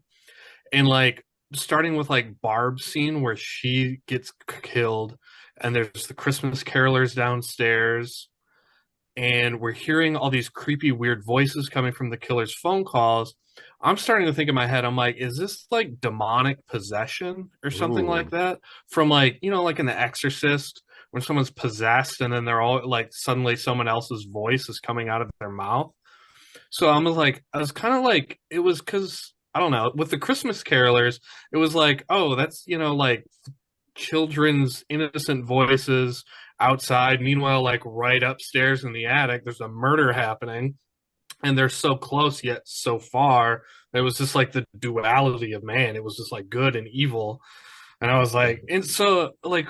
I don't know. I was kind of thinking, I'm like, man, the murder just might be like demonic possession. It's the Christmas season. It's supposed to be about, you know, God being born, Jesus being born, but that seems like there's a devil in the attic. God. Oh, Lieutenant Fuller. He says, oh no, he says, "What does that killing the baby mean?" And Jess is like, You were listening to that? That was weird that they didn't tell them, you know? Like, I don't know. It seemed like an invasion of privacy a little bit. I would have been way more upset. But I yeah, I thought it was clear from like the tapping the phone. Like they told them we're tapping your phones. We can listen in at the station. Like I can understand why she wouldn't want them to hear that conversation, yeah. but I don't think it should have been surprising. Yeah, but Yeah, she straight up tells them, like, "Yeah, I'm pregnant, but I don't want to keep it." It's very like, "Oh shit, okay." Oh, yeah. I was expecting during that phone call for her to be like, can we talk about this another time? Like, not now. Shut up. Yeah. Someone listening. X-nay on the Abortion A. Wait. Abortion way. Abortion A. Pig They Latin are failed me again. they are Canadian. Abortion A. But Lieutenant Fuller's like, well, it seems like, that's pretty like kill the baby. That's pretty alarming or something like that. But she's like, well, he's an artist, so he's perhaps a little over dramatic. Again, that's very dismissive of his feelings, you know? Yeah, I mean, the movie has not been very kind to him Yeah, or yeah. really sympathetic to his point of view about anything, for sure. And I'm kind of souring on her a little bit. She is cold-hearted a Mhm. little, I mean, she's coming off that way. Um, so I think Lieutenant Fuller is like, okay, well, I feel like you're holding something back from me. I don't want it to be Peter, but if it is, he needs help. Um, but then they conclude that since Peter was at the house when she got the first call, that means he couldn't have been it, right? Yeah, that's the conclusion they come to. Um, so yeah, I think she's all relieved. She tells uh, Phil that, oh, it's not him. I'm glad. But actually, no, there's a look where she's like, yeah, it wasn't him. And she smiles, but then it kind of goes away of like, she doesn't truly believe that it's not Peter. There's a bit of a look. Um, so back at the house. Oh, no, no, Lieutenant Fuller, this is important to the search party. He's like, okay, now start going house to house with guns, apparently. Uh, and that's when the search party shows up. And this is a weird scene, right? Like, Yeah. they're like, hey, sorry, but we want, have you guys seen anything suspicious? And they're like, not till we saw you. And all of a sudden, Phil is making these jokes and oh, we would have you come in, but our dog died or something like that. And they're like joking with they're almost making fun of the search party. I don't know. Did you guys pick up on that? Yeah, it was It quite weird. I didn't really get it. this just seems like it should have been a deleted scene. Oh, really? Well, and the characters are making light of this, and we've never seen Phil crack those jokes and stuff. She's usually the one laughing at them. So weird to be doing that with a search party, and they're like, "Hey, have you seen anything suspicious?" You could have said, "Yeah, could you?" I don't know. It was a we. This was the other moment where I'm like, "Oh, movie, we're gonna take some points away," because that was a stupid decision. Yeah. Yeah, I kind of felt like this movie was like so dark and like so many bad things are happening. And I'm thinking to myself, like, of modern day movies like Scream, it had so much comedy in it that it made it a little more lighthearted. But I felt like the comedy in this movie didn't always work, and it kind of just it still stayed like very like dark and sinister. Yeah, maybe we needed it to, get a little lighter there, but it just didn't work in terms of characterization. Like they should be a little bit more concerned, and they have guns and they're making light of it. It's so odd. I mean, I feel like Barb was the only one to successfully like bring comedy to this movie. And after she was gone, then the comedy was gone. That and Mrs. Max alcoholism. Oh yeah, let's not forget that. Uh, what was I gonna say? Oh, no, that's a weird fucking line after this. After they take off, after those search party guys take off, Jess is like, Do you realize this is the only house, or only door in the house that's locked?" Like, Yeah. what the fuck? Oh my God. Another point taken away, movie. I can't decide we're more, uh, if I'm more disappointed with them because I know what's going on. I'm trying to judge it just by the calls themselves, because she's dealt with it and she's like, oh, what the fuck? But she's still staying strong. I think it's the whole abortion thing that makes her okay with the calls. She has so much more going on in her life than these wacky calls, you know? Maybe that's why she's able to laugh with Phil in the search party because she doesn't know anyone's dead or anything. She's just dealing with her shitty boyfriend. Right. And like getting like dealing with these phone calls, you're dealing with someone who could be anywhere. Like pretty like in your mind, you're like they're pretty much anywhere except in this house. It's like this is a remote threat. As long as they're talking to me on the phone, they're not here with me, Oh my like God, yeah. Yeah, that's right. Okay, well let's so Lieutenant Fuller, he's like, "Oh, give me some information about Peter." He actually goes to the address and finds the smashed piano. Then they're told that they got one more call, so he goes to the car to listen in on it through the CB radio or something like that, right? So I think this is like the last call. So he's like squealing, the voice is squealing. He's like, "You fat pig, you bitch pig." And then he starts screaming like, "No, Billy, no." And then a little kid voice that says ouch, like that. And I'm like, that was disturbing. Like, I gotta use a different word than disturbing. I've said it like 6 times tonight. Unsettling. that was twisted. It was so twisted. And then it goes, then he starts yelling for help over and over again, then starts yelling Billy, and then it's a man's voice. "Where's Agnes?" It's all frantic and stuff. He's really concerned. And he says, "You left Billy alone with Agnes. Where's the baby?" And then there's another voice crying out for Billy some more. And he says, "I know," it's the dad voice. It's like, "I know you're there, nasty Billy. You answer me this minute." And then it's a baby voice saying mommy. And it's really, sounds like it's really sad. Um, then a voice that says, "Come here." And it says, "Where's Agnes?" Maniacal laughter. Then it says, then they're screaming. And then I think it's the baby voice that says, "Give mommy the baby. Baby's all right, mommy." And then a voice says, "You have to find her," and hangs up. This time Graham can locate that location, but I think this is what it is. The POV guy is Billy. His dad took off to do something, maybe go to get a pack of cigarettes, but he did return, right?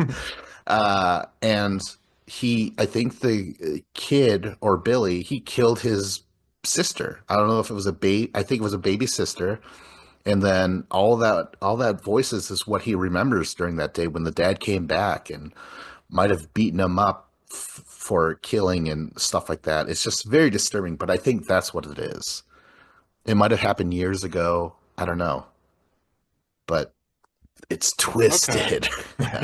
That makes sense. All right. I'm glad that you pieced all that together because Yeah, because I was I was kind of thinking of the movie Split with James McAvoy, and he has like Oh 20 yeah. different characters in his head, and he's kind of schizophrenic, and he talks, and he'll randomly just be these other people who are talking. So I'm like, yeah, I'm like trying to think of like 50 other movies I've seen and like how does this tie into something else? Like, what is it referencing, or what movie is referencing this? right, like this Uh, being my first viewing of this, like I'm just like, oh, and then he said some more weird shit. Like that was like pretty much my extent of the understanding of that stuff. okay, so this is we're getting to the end. This is the iconic line coming up. So Lieutenant Fuller is in his car, and he's told by Nash that, "Hey, Graham figured out where they're coming from. It's from the house." And so Lieutenant Fuller goes like, "Oh shit!" And he gets on the CB for Jennings, who's supposed to be outside of the house. We show Jennings, his throat is fucking slit. He's dead in the car. So he tells he CB's back to Nash, and he says, "Okay, Nash, I want you to call the house, be calm, don't tell them about where the calls are coming Oh from. yeah. Just put down the phone and walk straight out the door." And he's like, "Nash, if you mess this up, I'll kill you." And I hope he does. He put way too much on Nash's plate, and he like set it out so simple. Just do this, don't do this. And then Nash gets on the phone, and then what happens happens. Yeah, he calls the house. Already kind of fucks up by saying, "Are you alone in the house? Or are you the only person in the house?" That's what gets Jess saying, "Oh, Right. no, Yeah, he it's already went off script. yep." Oh my God. He's like, "No, Phil and Barb are upstairs." So that's when he's like, "Okay, well, just leave." And she's like, "Why?" He's like, "No, no, no." And he just gets emotional. Like Nash does not like the fact that she's not listening to him and stuff. I hate Nash. Nash is the worst. And I would never give him a fellatio either. So yeah, that's when he says, the calls are coming from inside the house. And he's like, just leave and stuff like that.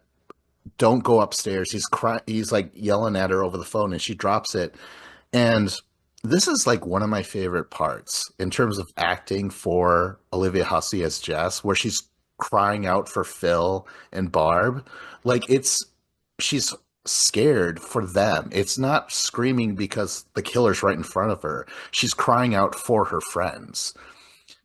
I was like, oh shit, this is really good. And she has a great screaming voice. And that's when she fucking picks up the goddamn fire poker. And I'm like, this chick's badass, man. Like, I was waiting for her to like do the final girl thing, and this was pretty sweet. Although I want to hear it. Would you guys, if they're like, Dave, are there other people upstairs? And you're like, yeah, John and Vince. They're like, okay, go outside. Do you leave or do you take the fire poker and try and rescue us? I've seen too many Halloween movies. You never go up the stairs. It's always death. If you go up the stairs, you're going to get trapped and you'll never get out.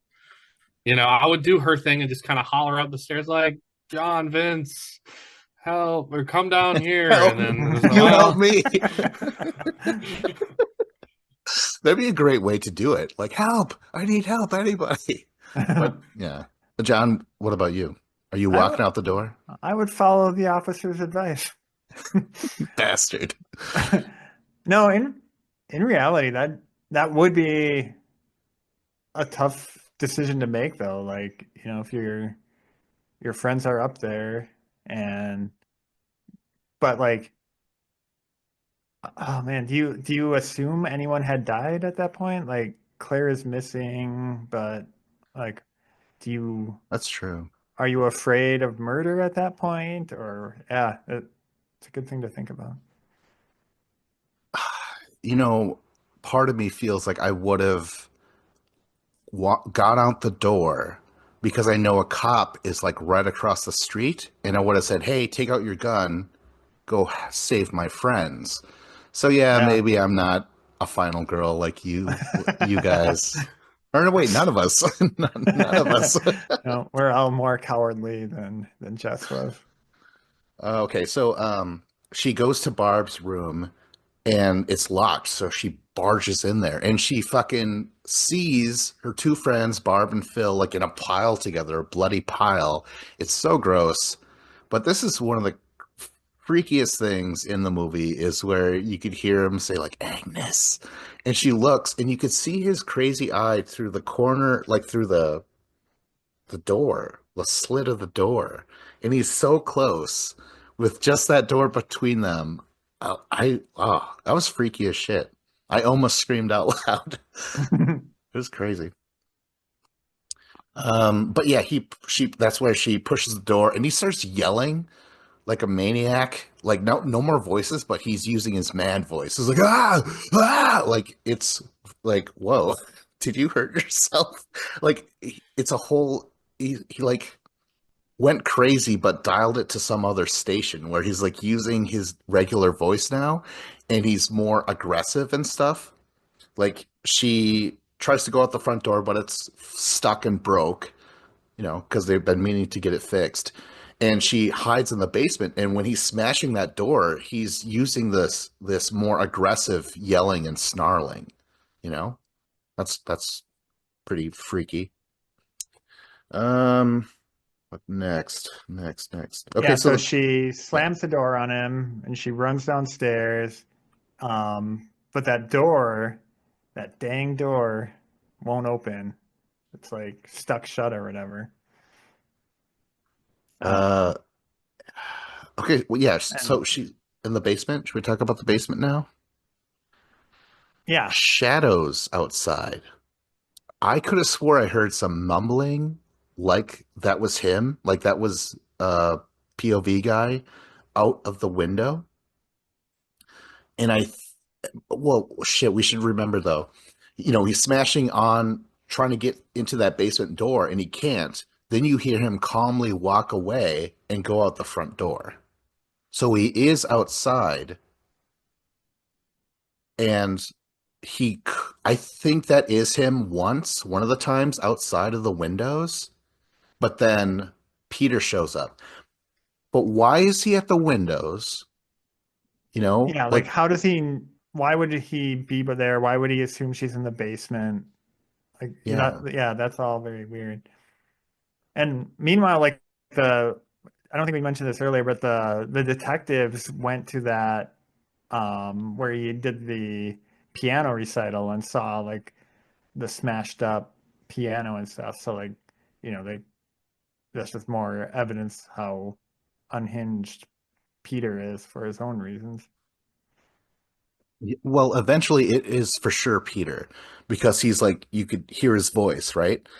And he's like rubbing the window and it's like, Jess? And this is kind of um harkening back to that weird thing when Claire was killed, where she's like, she knows someone's there and she keeps talking, just like waiting for him to answer. That's how Peter's doing, where he's like, Jess? Like he just like he's not yelling or anything. He's like, I know you're there. He's not saying that, but he's like, Jess. He just keeps waiting for her to answer. And it looked like she kind of wanted to. It's that instinct that, oh, I could be saved by someone I know. But at this point, it's so questionable because he smashes the fucking window. Why? You know? Like, didn't he say, like, I heard yelling? What's the yelling about? Did he hear it from the basement? Like, I think this is the last time where I'm like, come on, movie. One more point taken away. Doesn't this seem like a big question mark? Like, do you guys know why he was doing that?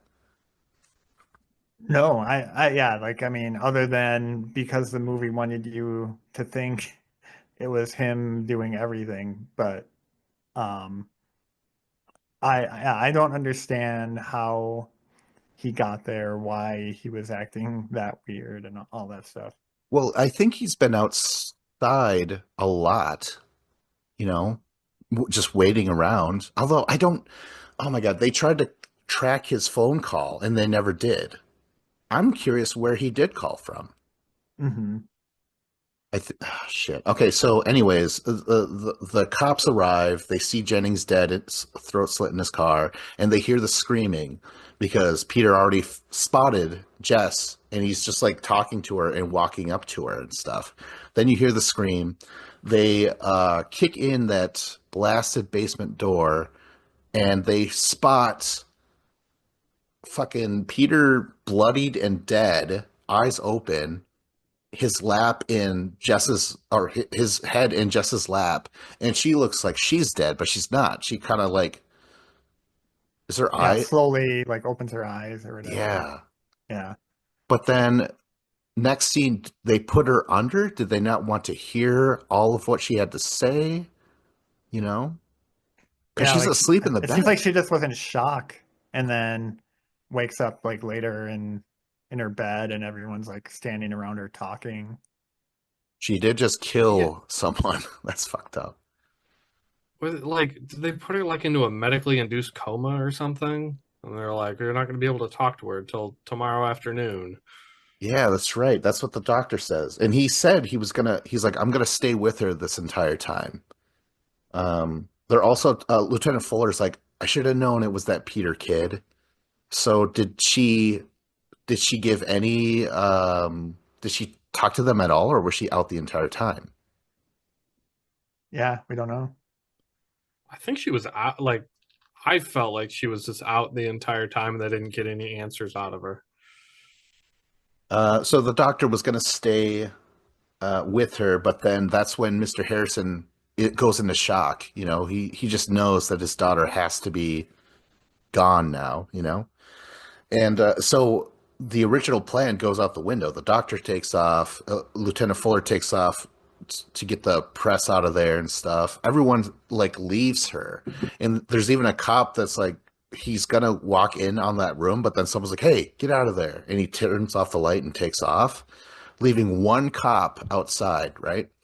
So she's asleep, she's sedated, and the camera slowly pans through the upstairs. You look at the other bedroom where it's all bloody from Barb's room and stuff, and then you could hear him, the POV from the attic. He's still there.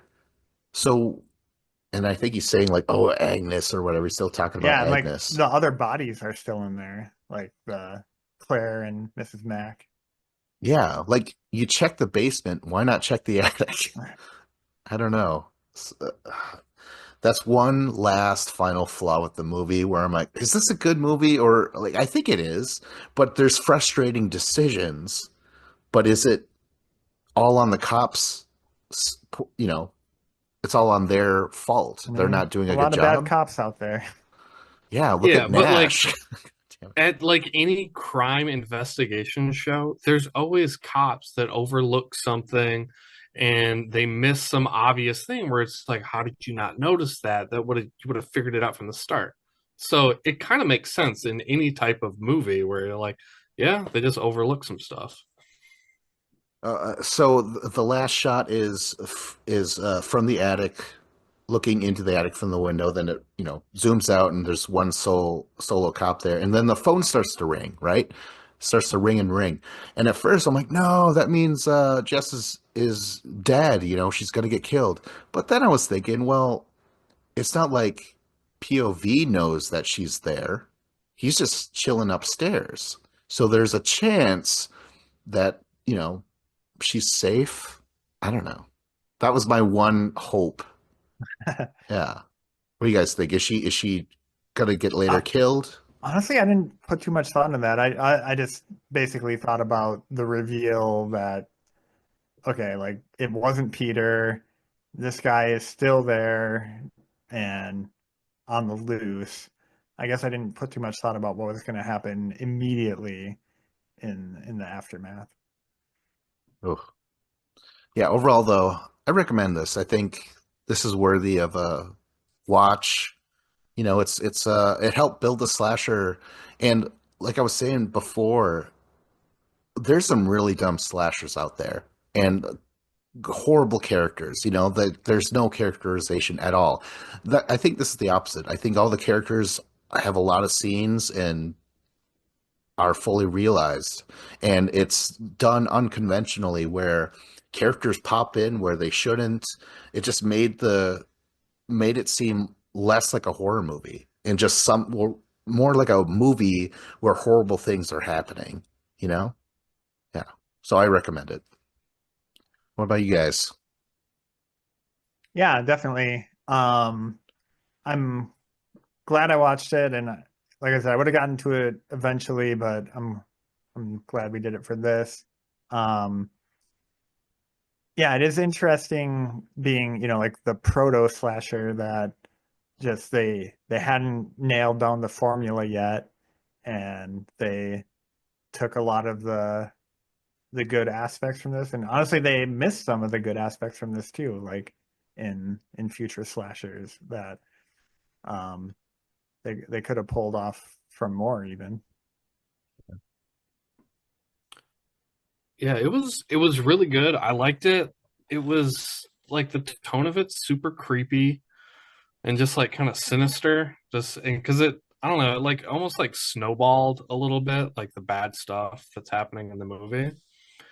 And like it's 50 years old now. So like, and I know that like this is such an old movie. I'm just like what thinking of other movies from that era.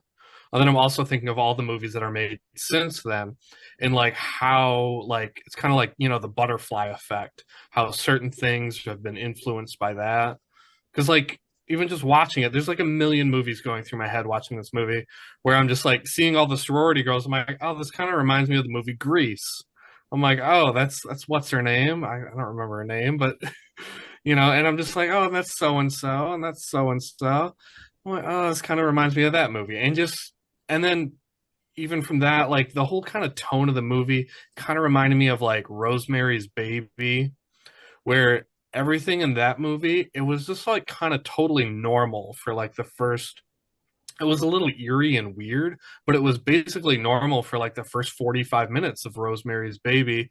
And then things started to turn and go like down this weird evil path. And so it kind of reminded me of that. And I don't know, I enjoyed watching it because it seemed like there's just so many different like little tie-ins to other movies of little things that remind you of other things. Is this a Christmas movie or a Halloween movie if you watch it again?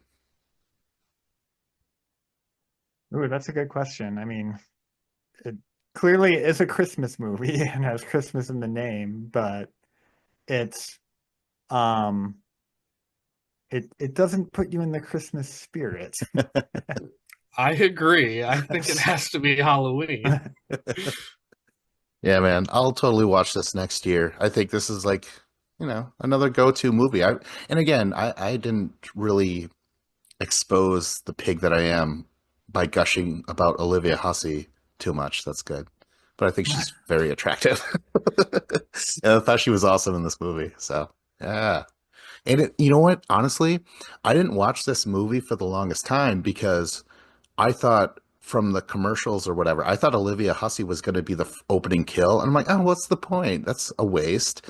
And I started watching the movie and I'm like, wait, she's still alive. Like, woo, it was awesome. It You're was great. celebrating every minute that she Yeah. remains alive on Yeah. screen. I'm like, wear the sweater again. You wanted to be the Agnes to your Billy. Oh my God. That is so gross. Oh my God. All right. Well, you know what? That's the end of the show. Like, subscribe, comment, go to mymovierecollection.com. I was Vincent Cloud. And you know what? I'm still sitting here, my mind blown that you told me that that was Dave from 2001: A Space Odyssey. I was Hey, John Emmett. wait, Dave, did you say what's her name was from Greece? Phil? Phil reminded me of someone from Greece. She looks familiar. I have no idea what she's from, though. Uh, I'll have to look up on IMDb, but it was just like the gaggle of like college age girls reminded me of Greece. Oh, okay. Well, we forgot to say that Barb played Lois Lane in the Superman movies, and that's pretty sweet. Oh, I did not know that. Interesting. Oh my gosh. Late revelations. That's good. And I'm David Lauer.